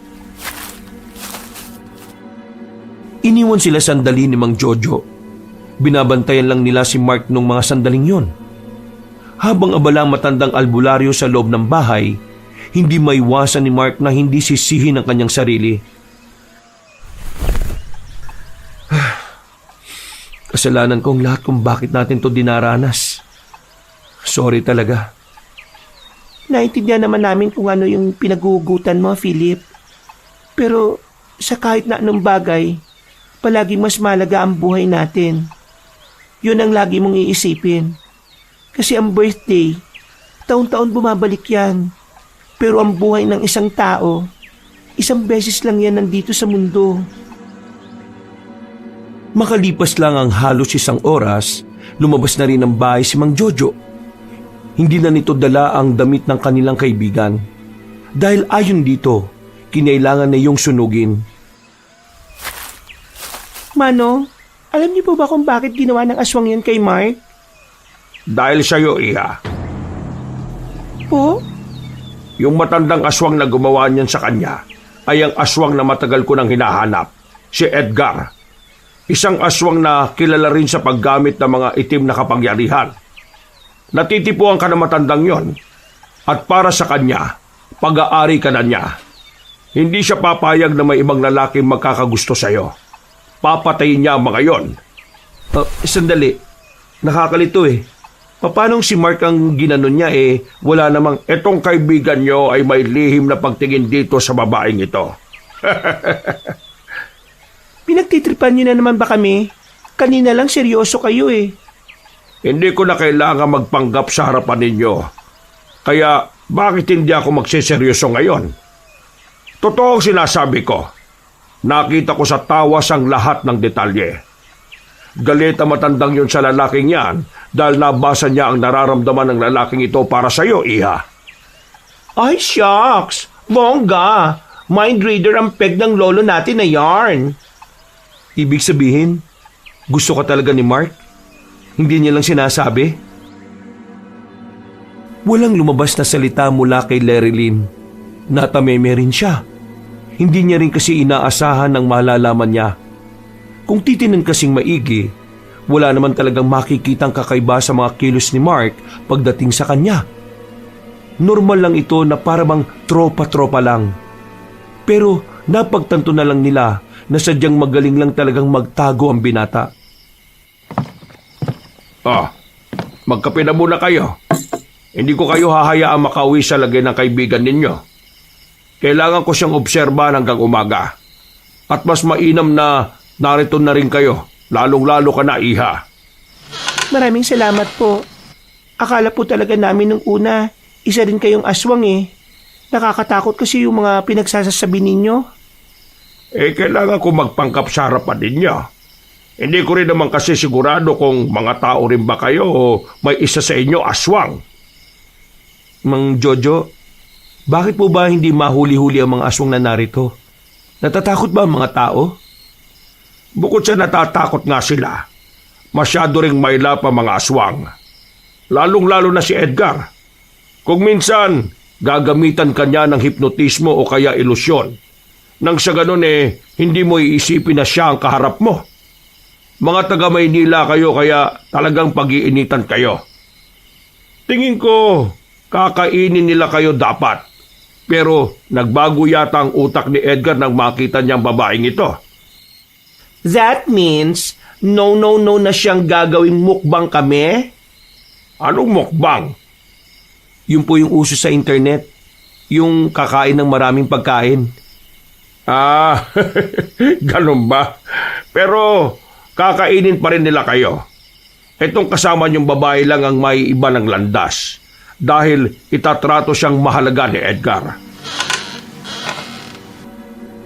Nung mga sandaling yon, binantayan lang nila ang binatang si Mark. Hanggang sa magising na rin ito kinabukasan. Walang kamalay-malay ang binata na alam na ni Larry Lynn ang nararamdaman niya para sa dalaga. Ang alam lang ni Mark, si Mang Jojo ang gumamot sa kanya. Yung binagay ko sa iyo, gamitin nyo na. 4 na araw kayong hindi malalapitan ng mga yon. Samantalahin nyo na para makabalik na kayo ng Maynila.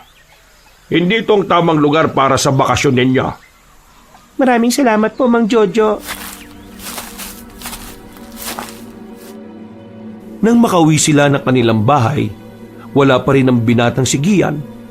Panibagong pinagmumulan ng kaba nila ay ang hindi rin pagsagot ng binata sa mga tawag nila. Philip, nandito ang cellphone ni Gian sa kwarto nyo. Lintik. Saan naman nagpunta yung lalaking yun? Kilala ko si Gian. Hindi yun nag-iiwan ng cellphone kapag aalis.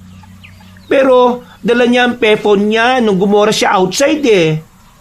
Ibig sabihin, nakabalik si Gian dito sa bahay natin? Bakit nandyan nga yung cellphone niya? Common sense lang guys. Naiwan niya ang cellphone niya dahil sa isang pangyayari. Hindi kaya Kinuha ng mga aswang si Gian? Halos manakit na naman ang ulo nila sa kakaisip kung saan hahanapin si Gian. Sinubukan na nilang magsumbong sa pamunuan ng baryong yon. Pero maging ang mga tanod, hindi rin naman nahanap ang binata. Dakong 7:00 ng gabi, nagsarado na sila ng bahay. Kahit na binigyan naman sila ng pangontra, takot pa rin silang lumabas ng bahay kapag madilim na ang paligid. bukas, kailangan na nating umalis dito. Palala na ng palala nangyayari. Bakasyon lang dapat to. Naging horror movie na ito eh. Kailangan na muna nating mahanap si Gian. Hindi tayo pwedeng umalis ng kulang tayo. Pero, we all gonna die here. Jeske, gora naas kasi. No, pa ako madeded madela, no? Dami ko pang boylet na wait yung sa Manila eh. Pre, ginawa na natin lahat ng makakaya natin. Pero, wala talaga si Gian eh. Kung maghihintay tayo sa kanya, baka mapahamak na tayo. Lalo na bukas. Piyesta na rito. Magulo na. Mahirapan tayong malaman kung sino yung aswang sa paligid natin. Kailangan mo na magdesisyon, Philip. Ikaw ang may sasakyan, hindi kami. O sige, aalis tayo. Ngayong gabi agad. Pero kailangan ko munang ayusin ang makina ng sasakyan. Mark, tulungan mo ako.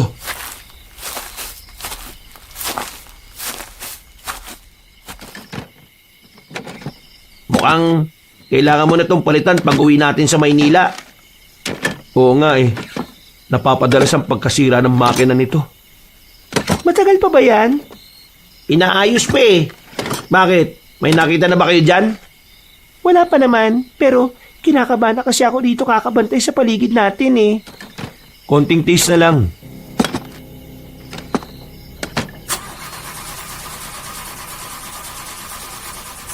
Tumagal ng halos 1 oras ang pag-ayos nila ng makina.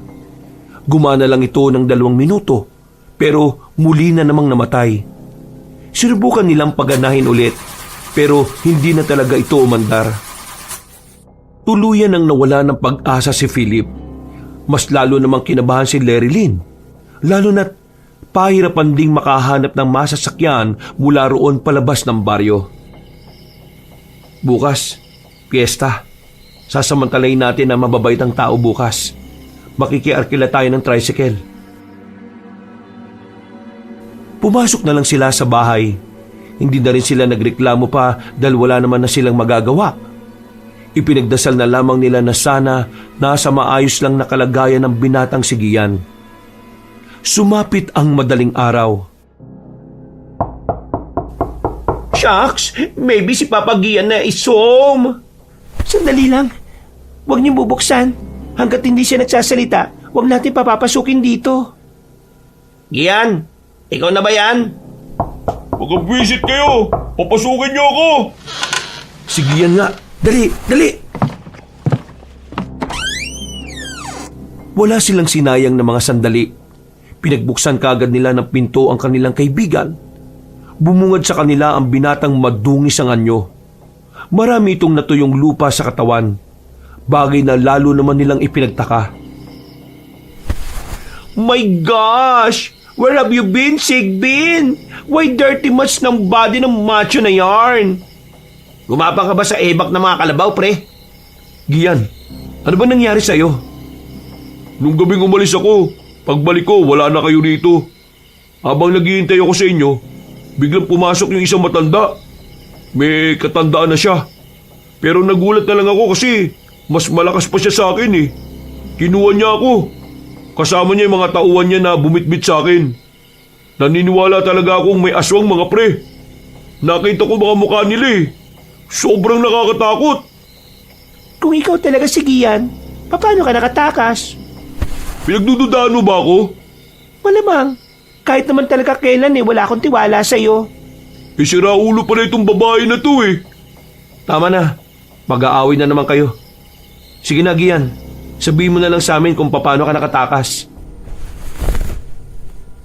Huminga na muna ng malalim ang binata.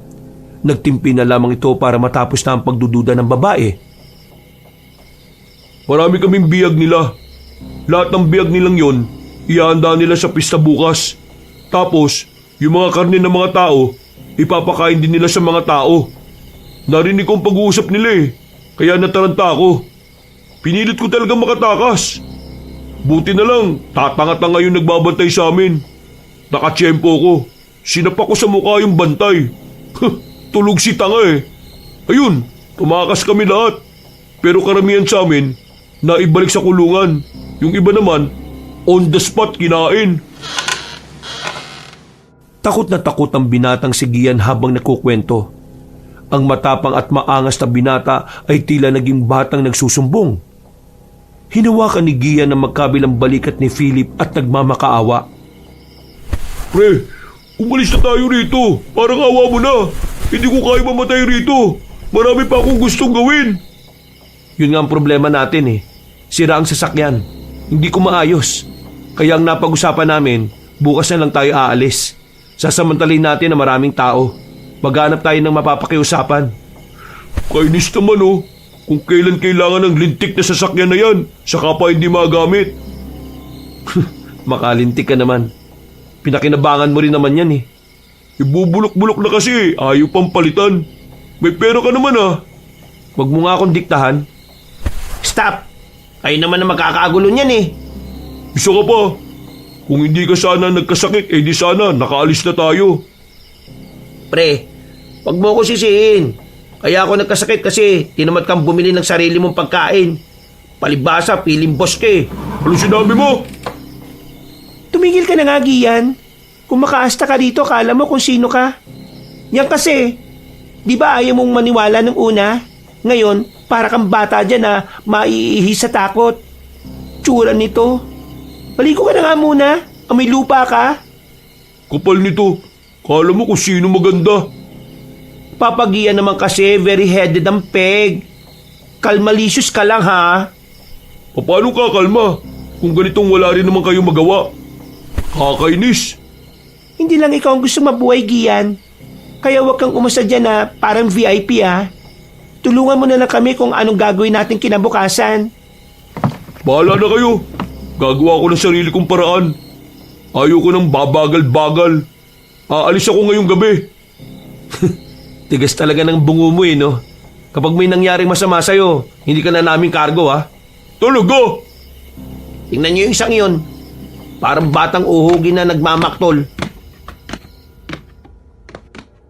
Naglakad na lamang si Gian paakyat. Nag-impake na ito ng mga gamit. Wala pang 5 minuto, lumabas na ulit ito na dala ang mga kagamitan. Pero hindi pa man ito nakakalabas ng bahay, tumigil na ito sa tapat ng pintuan. Nabitiwan ito ang daladalang malaking bag habang nakatingin sa labas. Oh, akala ko ba aalis ka?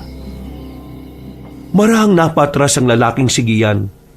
Nag-alala sila nang bigla itong matumba. Pagtingin ni Lerilyn sa labas, nakita nilang meron ng mga aswang.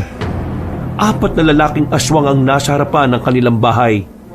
Kitang-kita ang mga tumutulo nitong laway. Maging ang mga mukha nitong tila inaagnas na.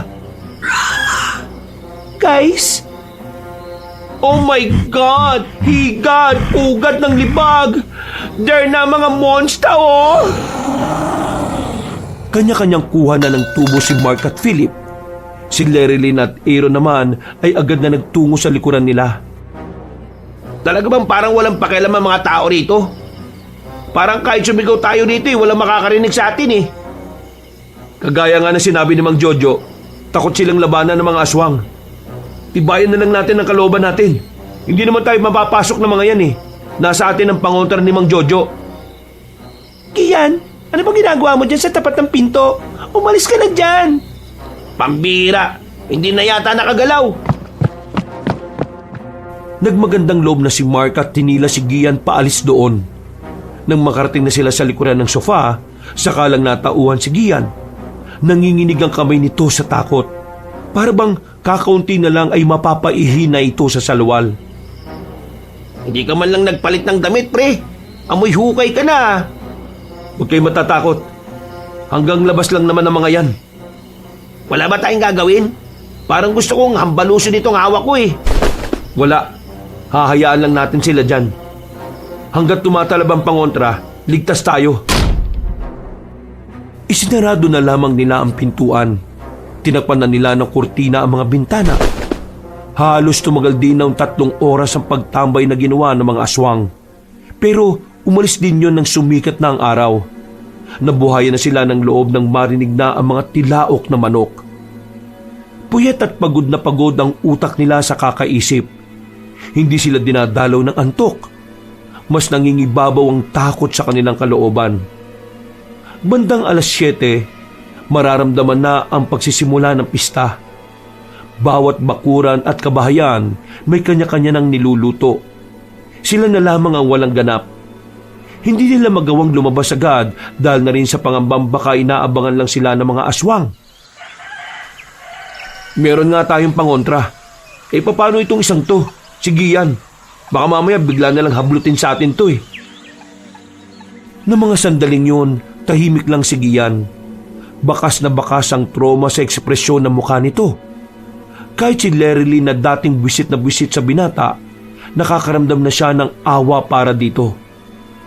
Maya-maya pa, pagkatapos nilang mag-almusal, pinag-usapan nila ng maigi ang plano na gagawin nila. Pagkatapos, inihanda na rin nila ang kanilang gamit. Wala nang pakialam si Philip kung maiwan niya na ang sasakyan doon.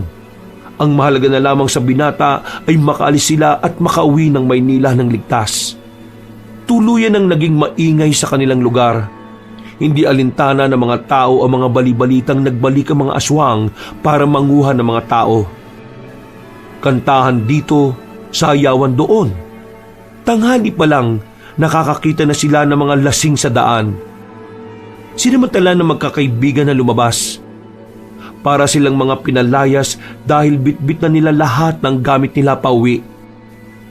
Habang naglalakad sa daan, ang dami nilang nakakasalubong. Bawat mapapatingin sa kanila ay sinusuri nila kung yun ba ay mga aswang o hindi. Mag-iingat kayo sa mga didikit sa inyo Baka maagaya kayo sa akin. Gian, huwag kang mahuli, Diyos ko. Baka mamaya bigla ka na namang mawala.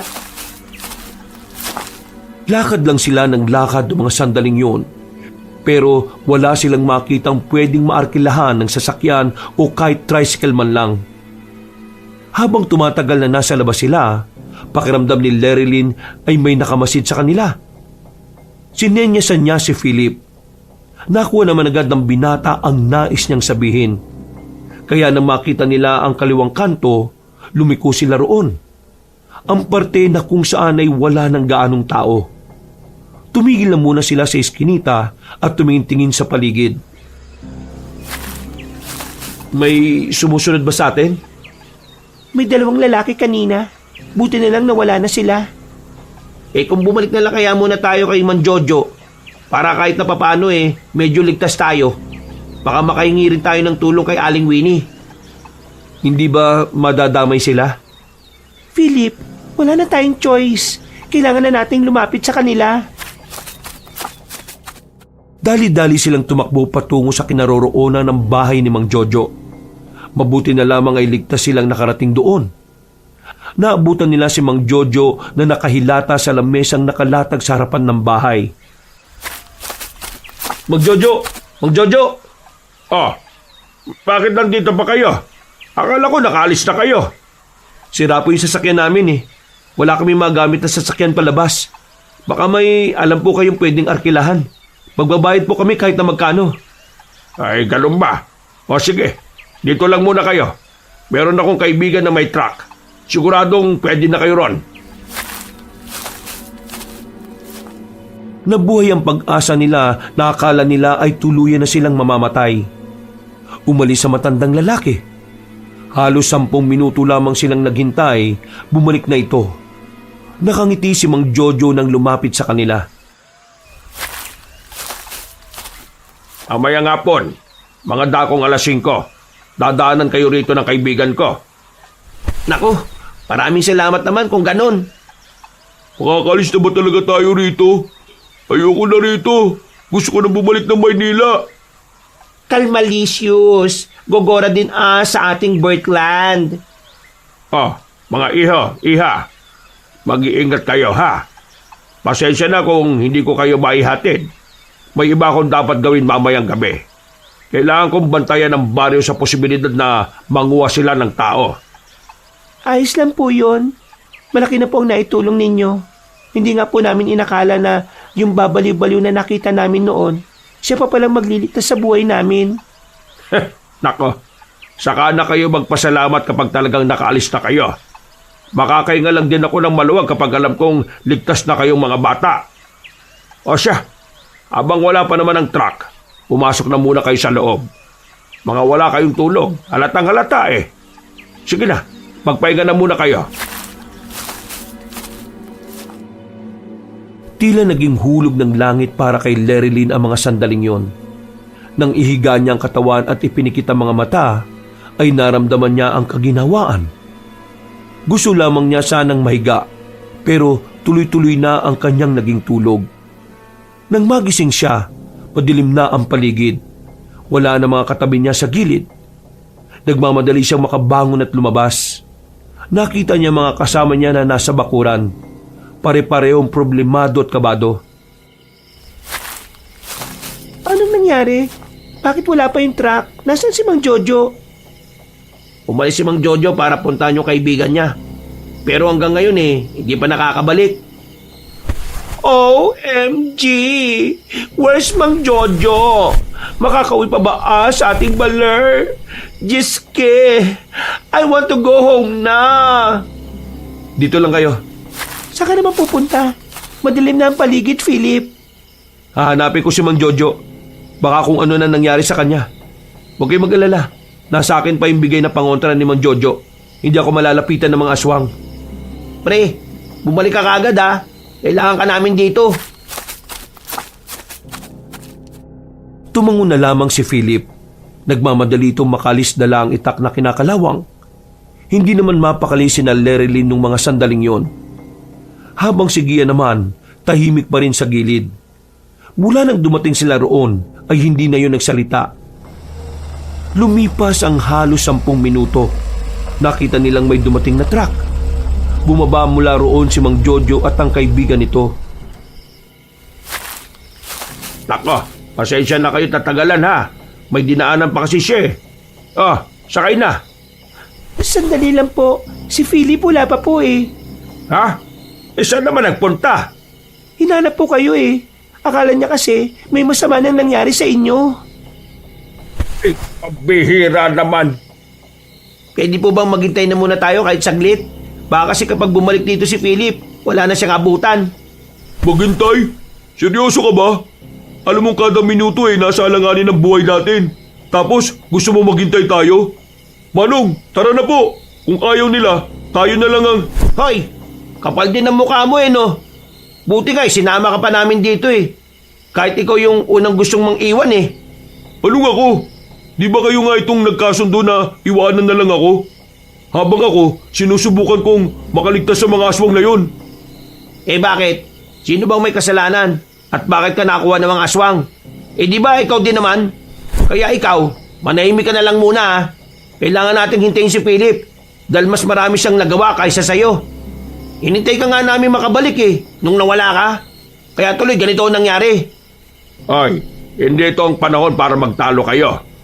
Ganito na lang, hahanapin namin si Philip. Kapag hindi namin siya nakita sa loob ng kalahating oras, babalik kami rito at aalis na tayo. Pero Mang Jojo, hindi natin pwedeng iwan si Philip. Kaya nga natin siya hahanapin Dahil kailangan kasama siya sa pag-alis ninyo. Sasama ako. Sigurado ka ba, Iha? Delikado.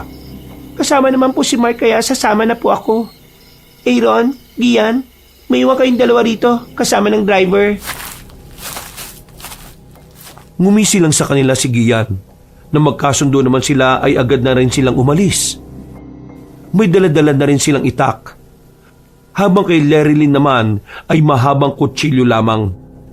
May nararamdaman mang takot ay nilakasan na lamang ng dalaga ang kanyang kalooban. Iniisip na lamang niya na mahahanap din nila kaagad ang binatang si Philip.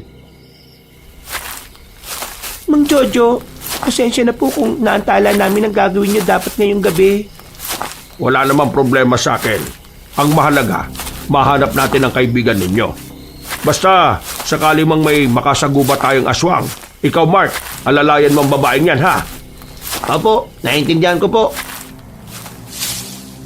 Bigla na lamang silang hinila ni Mang Jojo papunta sa gilid para makapagtago.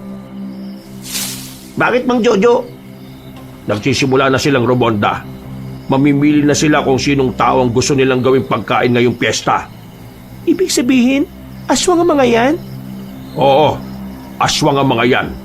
Taktika na nila tuwing piyesta. Nagpapanggap silang paparada. Pero kapag meron silang natipuhan, bigla-bigla na lang nilang hahablutin.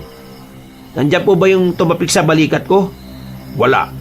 Hindi sumasama yung si Edgar sa mga ganyan. Mga bata niya yung mga yan. Nang makita nilang nakalagpas na ang mga aswang, naglakas loob na rin silang lumabas. Pero muli silang napabalik nang makitang may sumusunod pang isang aswang. Nakita sila ng aswang na yon. Walang ano-ano, bigla na lamang itong umalulong na parang aso. Takbo na! Nagtatawag siya ng kasama! Mabilis nilang pinasok ang kagubatan. Yun lamang ang natatanging lugar na may mapagtataguan. Takbo lang! Takbo! Huwag lang nilingon! Sige na, takbo! Aray! O bakit? Ano nangyari? Natapilukan pa ako. Halika, ipapasan na kita. Sigurado ka ba? Oo naman oh. Ikaw yan eh. Diyos ko po! Ang sweet naman talaga ng lovebirds na ito! Ano po yun? Sige na, papasan na ako. Huwag mo nang pansinin si Mang Jojo. Walang ano-ano ay agad na sumampa ang dalaga sa likuran ng binatang si Mark. Sinimulan na nila ulit ang pagtakbo hanggang sa nakalabas na sila ng kagubatan. Nakarating na sila ulit sa kalsada. Tingnan nyo, tsinelas ni Philip yun oh. Nakita nila ang kapirasong tsinelas na nasa lapag. Lumakas ang kanilang kutob na malapit lang doon ang lalaking hinahanap nila. Kaya naman nagmamadali na silang naglakad. Hanggang sa marating na nila ang isang malaking imbaka ng mga drum. Madilim doon, pero sinamantala na nila ang pagkakataon na makapagpahinga roon. Nangangalay na rin kasi ang mga paa na matandang si Jojo. Dito na muna tayo. Tara, magtago tayo dito. Dali! Tumungo sila sa likuran ng mga magkakapatong na drum. Magkakasunod na buntong hininga ang kanilang pinakawalan. Tahimik lamang silang nakikiramdam kung nasundan nga ba sila ng mga nilalang. Maya-maya pa. Nasundan na yata tayo. Huwag ka na munang kumapit sa akin. Tutulong ako kay Mang Jojo kapag napalaban. Sa parting yon, may nakalabog. Tinuro pa na matandang lalaki ang kaharap nilang drum na magkakapatong rin. Kinakabahan sila sa posibilidad na baka tambayan din ng mga aswang ang kanilang napuntahan. Ayon kasi sa matanda, ang mga lugar na madidilim talaga ang madalas pamahayan ng mga nilalang na yon. Dito lang kayo. Kailangan kong paslagin ang isang yan para makaalis na rin tayo. Buong tapang na lumabas ang matanda sa kanilang pinagtataguan. Agad itong lumapit doon. Pero nang 1 metro na lang ang distansya ni Mang Jojo, bigla na lamang lumabas ang lalaking si Philip. Ako to, Mang Jojo. Huwag mo ako tagain. Ay sus, akala ko aswang na eh. Buti naman at narito ka lang pala. Pre, kailangan na natin makabalik sa bahay nila Mang Jojo. Hinihintay na tayo ng truck. Pasensya na kung hinintay niyo pa ako. Kasalanan ko rin naman kasi masyado kaming napatagal sa pagbalik. Tara na! Hindi naging madali para sa kanila ang makarating kagad sa kanilang patutunguhan. Dahil sa mga sandaling ito, naalarma na rin ang mga aswang para hanapin sila. Habang nasa kagubatan sila, naririnig nila ang ahangil ng mga aswang. Ramdam nila ang gutom ng mga yon dahil parang nababaliw na sa kakahanap sa kanila. Sumunod lang kayong dalawa sa akin. Tara, bumasa ka na ulit. Hindi, ayos na ako. Kaya ko na ulit maglakad. Sigurado ka? Oo, kaya ko na ulit.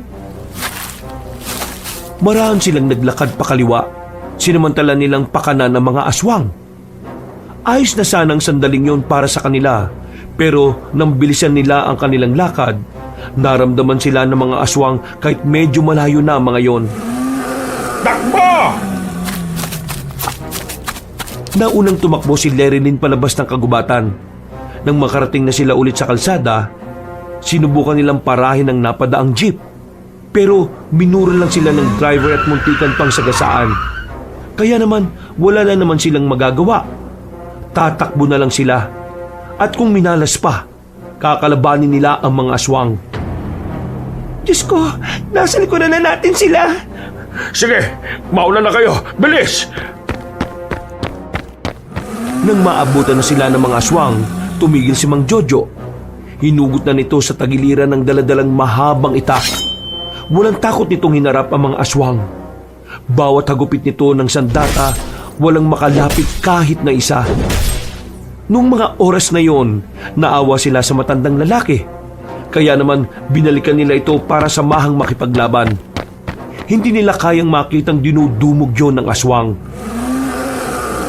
Nako, ang tigas ng mga bungo nitong love triangle na to, oh. Diyos ko naman! Po? Ano po yun? Wala! Ang sabi ko, ihanda niyo ang sarili ninyo! Nagdikit-dikit silang apat. Pinalibutan na sila ng mga nilalang na laway sa kanilang mga laman. Hindi nagtagal, sabay-sabay na umatake ang mga yun. Buti na lamang ay hindi nila itinigil ang pagwasiwas ng mga hawak nilang patalim. Nagagawa nilang tamaan ng mga aswang na yun. At dahil din sa kausayan ng matandang albularyo, nagawa nilang patrasin ng mga aswang. Sugutan ng iba sa mga yon, habang ang iba naman ay namatay. Ha! Akala nyo, makakatakas kayo sa akin, ha? Mga hunghang! Inilabas sa matandang lalaki ang tirador nito.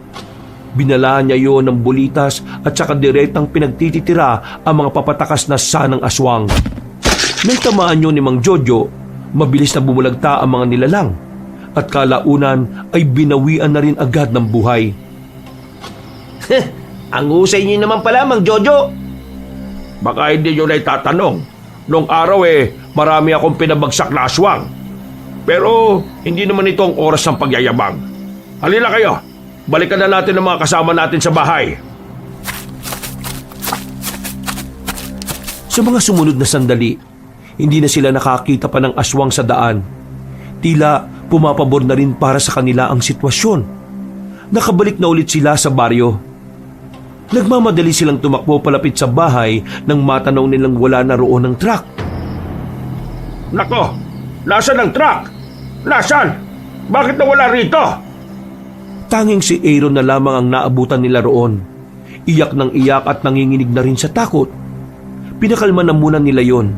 At makalipas lang ang ilang minuto ay naikwento na rin ito ang nangyari. Si Papa Gian kasi, himik banta-banta sa driver. Kumuha siya ng sharp object and then tutok-tutok sa mukha ni Manong. Shook ako ng mga box. Don't you know saan ang gagawin? Jeske, tinutukan din aktes ng koyan nyo. Kaya ang beauty ko, there lang sa side, cry-cry lang. Habang si Papa Gian, ayun, gumora na mag-isa. Tarantado talaga yung taong yun no? Una pa lang, alam ko nang walang gagawing matino yung siraulo na yun Kilala ko si Gian. Nilamon na siya ng emosyon niya. Sinabayan pa ng trauma kaya hindi na nakapag-isip ng tama. Pero mali pa rin yun, pre. Walang iya ang potek. Mapapahamak tayo sa ginawa niya Yun na nga lang ang pag-asa natin. Nasaan ang kaibigan ko? Bakit wala rito? Nag-try siya mag-follow sa koyan nyo. May napadaan na car kanina at nakisakay ang Manong. Doon ko na knows kung naabutan niya si Papa Gian Anong gagawin natin ngayon? Hindi na tayo pwedeng bumalik pa sa baryo. Marami pa rin tao doon hanggang ngayon. Baka bigla na lang may sumakmal sa atin doon. Lahat kayo, magsipasok. Ano pong gagawin nyo? Bahala na. Haharangin ko na lang kahit sinong mapadaan na sasakyan. Hindi kayo pwedeng umalis hanggat hindi ko pa nakukuha ang gusto ko. Nagtindigan ang balahibo ni Lerilyn nang makita ang matandang aswang na nasa bubungan ng bahay ni Mang Jojo. Agad silang nagpunta sa likuran ng albularyo. Pumorma naman si Mang Jojo bilang tanda na handa itong lumaban. OMG! Todo na to! Warla na to! Diyos ko, ang sarap mag-cry na lang Kesh. Hindi mo makukuha ang gusto mo, Edgar. Kailangan mo muna akong kalabanin ulit. Hindi ba na-miss mo na rin naman ang balyahan nating dalawa?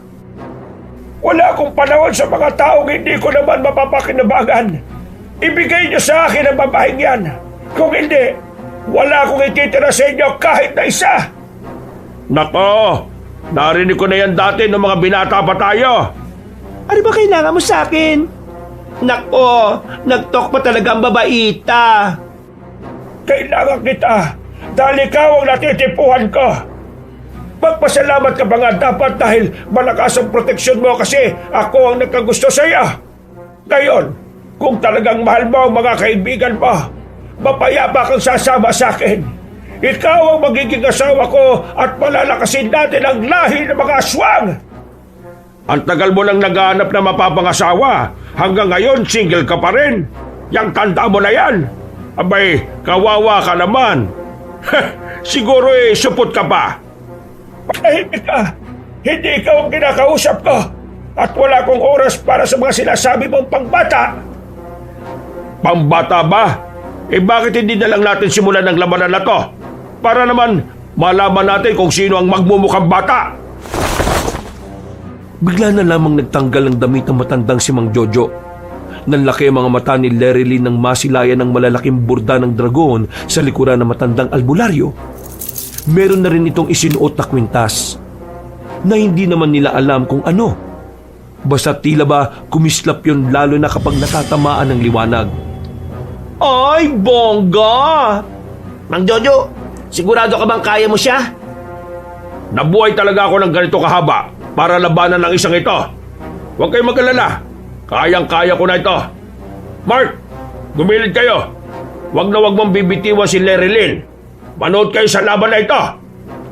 Ay, bawal kaming gumora na. Hindi kayo pwedeng umalis. Hahabulin niya lang din kayo.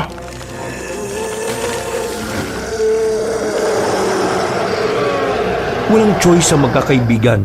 Kailangan nilang masaksiyan ang magiging huling laban ng matanda. Naglabas na rin ang patalimang aswang na si Edgar. Kung talagang gusto mong maulit ang laban natin noon, sige, ibibigay ko sa iyo. Pero sa pagkakataong ito, hindi na ako maaawa sa iyo. Sa pagkakataong ding ito, magsisisi ka na sana hindi mo ko binuhay noon. Yan ang gusto ko. Lumalaban ka kahit hindi mo ko kaya. Ang dami mong daldal, mamamatay ka rin naman. Ano? Lumaban ka pa? Nagsisimula pa lang tayo. Tinamaan ni Mang Edgar si Mang Jojo sa katawan, pero tila hindi naman yon ininda ng matandang albularyo. Sa halip ay tila mas lalo pa itong ginanahan. Gumanti ng lusob si Mang Jojo. Bakit ba kasi hindi mo nalang ibigay sa akin ang babaeng yon? Kailangan mo pa talaga masaktan. Kailan ka ba matututo na lahat ng gusto mong makuha dapat mong paghirapan? Pero ngayon, hindi ka lang basta mahihirapan dahil mamamatay ka pa. Tanggapin mo to! Kinuha ni Mang Jojo sa bulsa ang tirador at malinis na binalahan ng bulitas. Tinira niya si Mang Edgar at tinamaan naman ito ang matanda. Muling lumusob si Mang Jojo noong mga sandaling yon. Sinamantala na nito ang pagkakataon. Dinamihan nito ang pagtaga hanggang sa makita nilang nasasaktan na ang matandang aswang. Sakay na! Bilisan nyo! Alis na! Bilis! Pero paano po kayo? Huwag niyo akong isipin. Ito talaga ang kapalaran ko. Larry, tara na! Baka tumakin pa si Gian! Isang himala para kay Lerilyn na nagbalik si Gian na dala pa ang truck. Pero ang huling senaryong nakita naman niya kay Mang Jojo para sa kanya ay ang pinakamalungkot na imahe ng pagsasakripisyo. Tangkang hahabulin pa sila ni Mang Edgar pero hinawakan ni Mang Jojo sa hita matandang aswang. Ang huling nakita na lamang nila ay kinalmot na ng aswang si Mang Jojo pero nanatili pa rin itong nakakapit para hindi makasunod sa kanila. Sorry talaga. Hindi ko lang alam kung anong gagawin ko kanina. Takot na takot ako kanina eh. Sorry, magulo isip ko. Sorry na talaga. Huwag yun akong kamuhian ha. Si Raulo, mamaya ka na umiyak. Pag-focus ka sa pagmamaneho mo. Mababangga tayo oh. Kumalma ka lang. Hindi kami galit sa'yo. Kalma. Nako, mukhang grand meetup namin si Papi San Pedro sa Heavenly Heaven. Hinawakan ni Lerilyn sa balikat ang binatang si Gian. Sa puntong yun, unti-unting kumalma ang binata. Tumigil na rin ang paggewang ng sinasakyan nilang truck. Maraming salamat, Ian. Kahit na hindi naging maganda ang mga huling sandali natin kanina, binalikan mo pa rin kami. Tumangutango na lamang ang lalaki. Hindi nagtagal, nakarating na rin naman sila sa terminal. Wala pang mga bus, pero naghintay na lamang sila roon hanggang umaga. Hindi na nila ginamit ang truck papuntang Maynila dahil malilintikan sila sa may-ari. Tulala at balisa ang magkakaibigan habang naghihintay sila ng biyaheng pa Maynila. Naiiyak na lamang din si Lerilyn dahil hindi niya matanggap na naiwan si Mang Jojo. Naisip pa lang niya na wala na ang matandang yun, parang habang buhay niyang dadalhin ng lungkot. Malaki kasi ang utang na loob nila roon. Kung hindi dahil kay Mang Jojo, baka matagal na silang ginawang sisig ng mga aswang. Habang si Lerilyn naman ay may bahay na sana ng isang matandang aswang. Oh, ayan na ang bus. Sumakay na kagad tayo, dali! Diyos ko, sa wakas, makakauwi na rin. Hays, ang bakasyon na happy-happy lang, naging scary-scary ng malala at bongga. Namamagaan na yung paa mo. Aalalayan na kita. Maraming salamat. Isang linggo matapos ang madugong pagbabakasyon nila sa probinsyang yon, hindi sila tumigil na kumontak kay Aling Winnie. Gusto kasi nilang malaman kung ano ba talaga ang nangyari kay Mang Jojo. Bumabagabag pa rin kasi sa kanila ang muling sandali na nakita nila ito. Nakausap ko na si Aling Winnie. Napatayo ang magkakaibigan habang nasa sala sila ng bahay ni Gian. Kabadong-kabado sila sa kung ano man ang sasabihin sa kanila ni Philip. Huminga ng muna ng malalim si Lerilyn para ihanda ang kanyang sarili. Anong balita, pre? Sabi ni Aling Winnie, natalo daw ni Mang Jojo yung pinuno ng mga aswang. Tapos, yung mga aswang naman daw, naduwag at nagsitakbuhan nang malaman na wala na ang pinuno nila. Nagpapagaling na lang ngayon si Mang Jojo sa ospital. Napaupo sila ulit sa sofa at napasandal. Nakahinga na rin sila ng maluwag. Gumaan na rin ang kanilang pakiramdam. Nagbukas na lamang sila ng alak para ipagdiwang ang panalo nila. Ang malamang nasa maayos na kalagayan lang ang taong nagligtas sa kanila, yun na ang kanilang tagumpay. Sa mga sumunod na araw, tuluyan na ngang napaamin si Mark ng nararamdaman nito kay Lerilyn. Nag-umpisa na rin itong manligaw at pumayag naman ng dalaga. Para kasi sa babae, hindi naman talaga mahirap mahalin ang kagaya ni Mark. Wala siyang masabi rito. Dahil sa lahat ng panganib na pinagdaanan niya, naroon ang binata para alalayan siya. Samantala, umamin din kay Lerilyn si Philip, pero nagparaya na ito para kay Mark. Tanggap ni Philip na hanggang kaibigan na lang talaga ang kayang ibigay ng dalaga para sa kanya. Ngunit ganoon pa man, wala namang nagbago sa pakikitungo nila sa isa't isa. Magkakasama pa rin sila at magkakaibigan kahit nasa ibang trabaho na. Napapailing na lamang at natatawa si Lerilyn dahil kapag naalala niya ang mga nangyari, hindi pa rin siya makapaniwala na magagawa nilang makabalik ng buhay. Sa ngayon, patuloy ang pakikipag-contact nila kay Mang Jojo. Tinulungan nila yon sa mga gastusin sa ospital. At sa mga sumunod pang taon, tila naging parte na rin ito ng tinuturing nilang pamilya. Ang pamilya na kahit hindi sila makakadugo, ay matibay ang tiwala at pagmamahal sa isa't isa. Wakas. Diyos ko,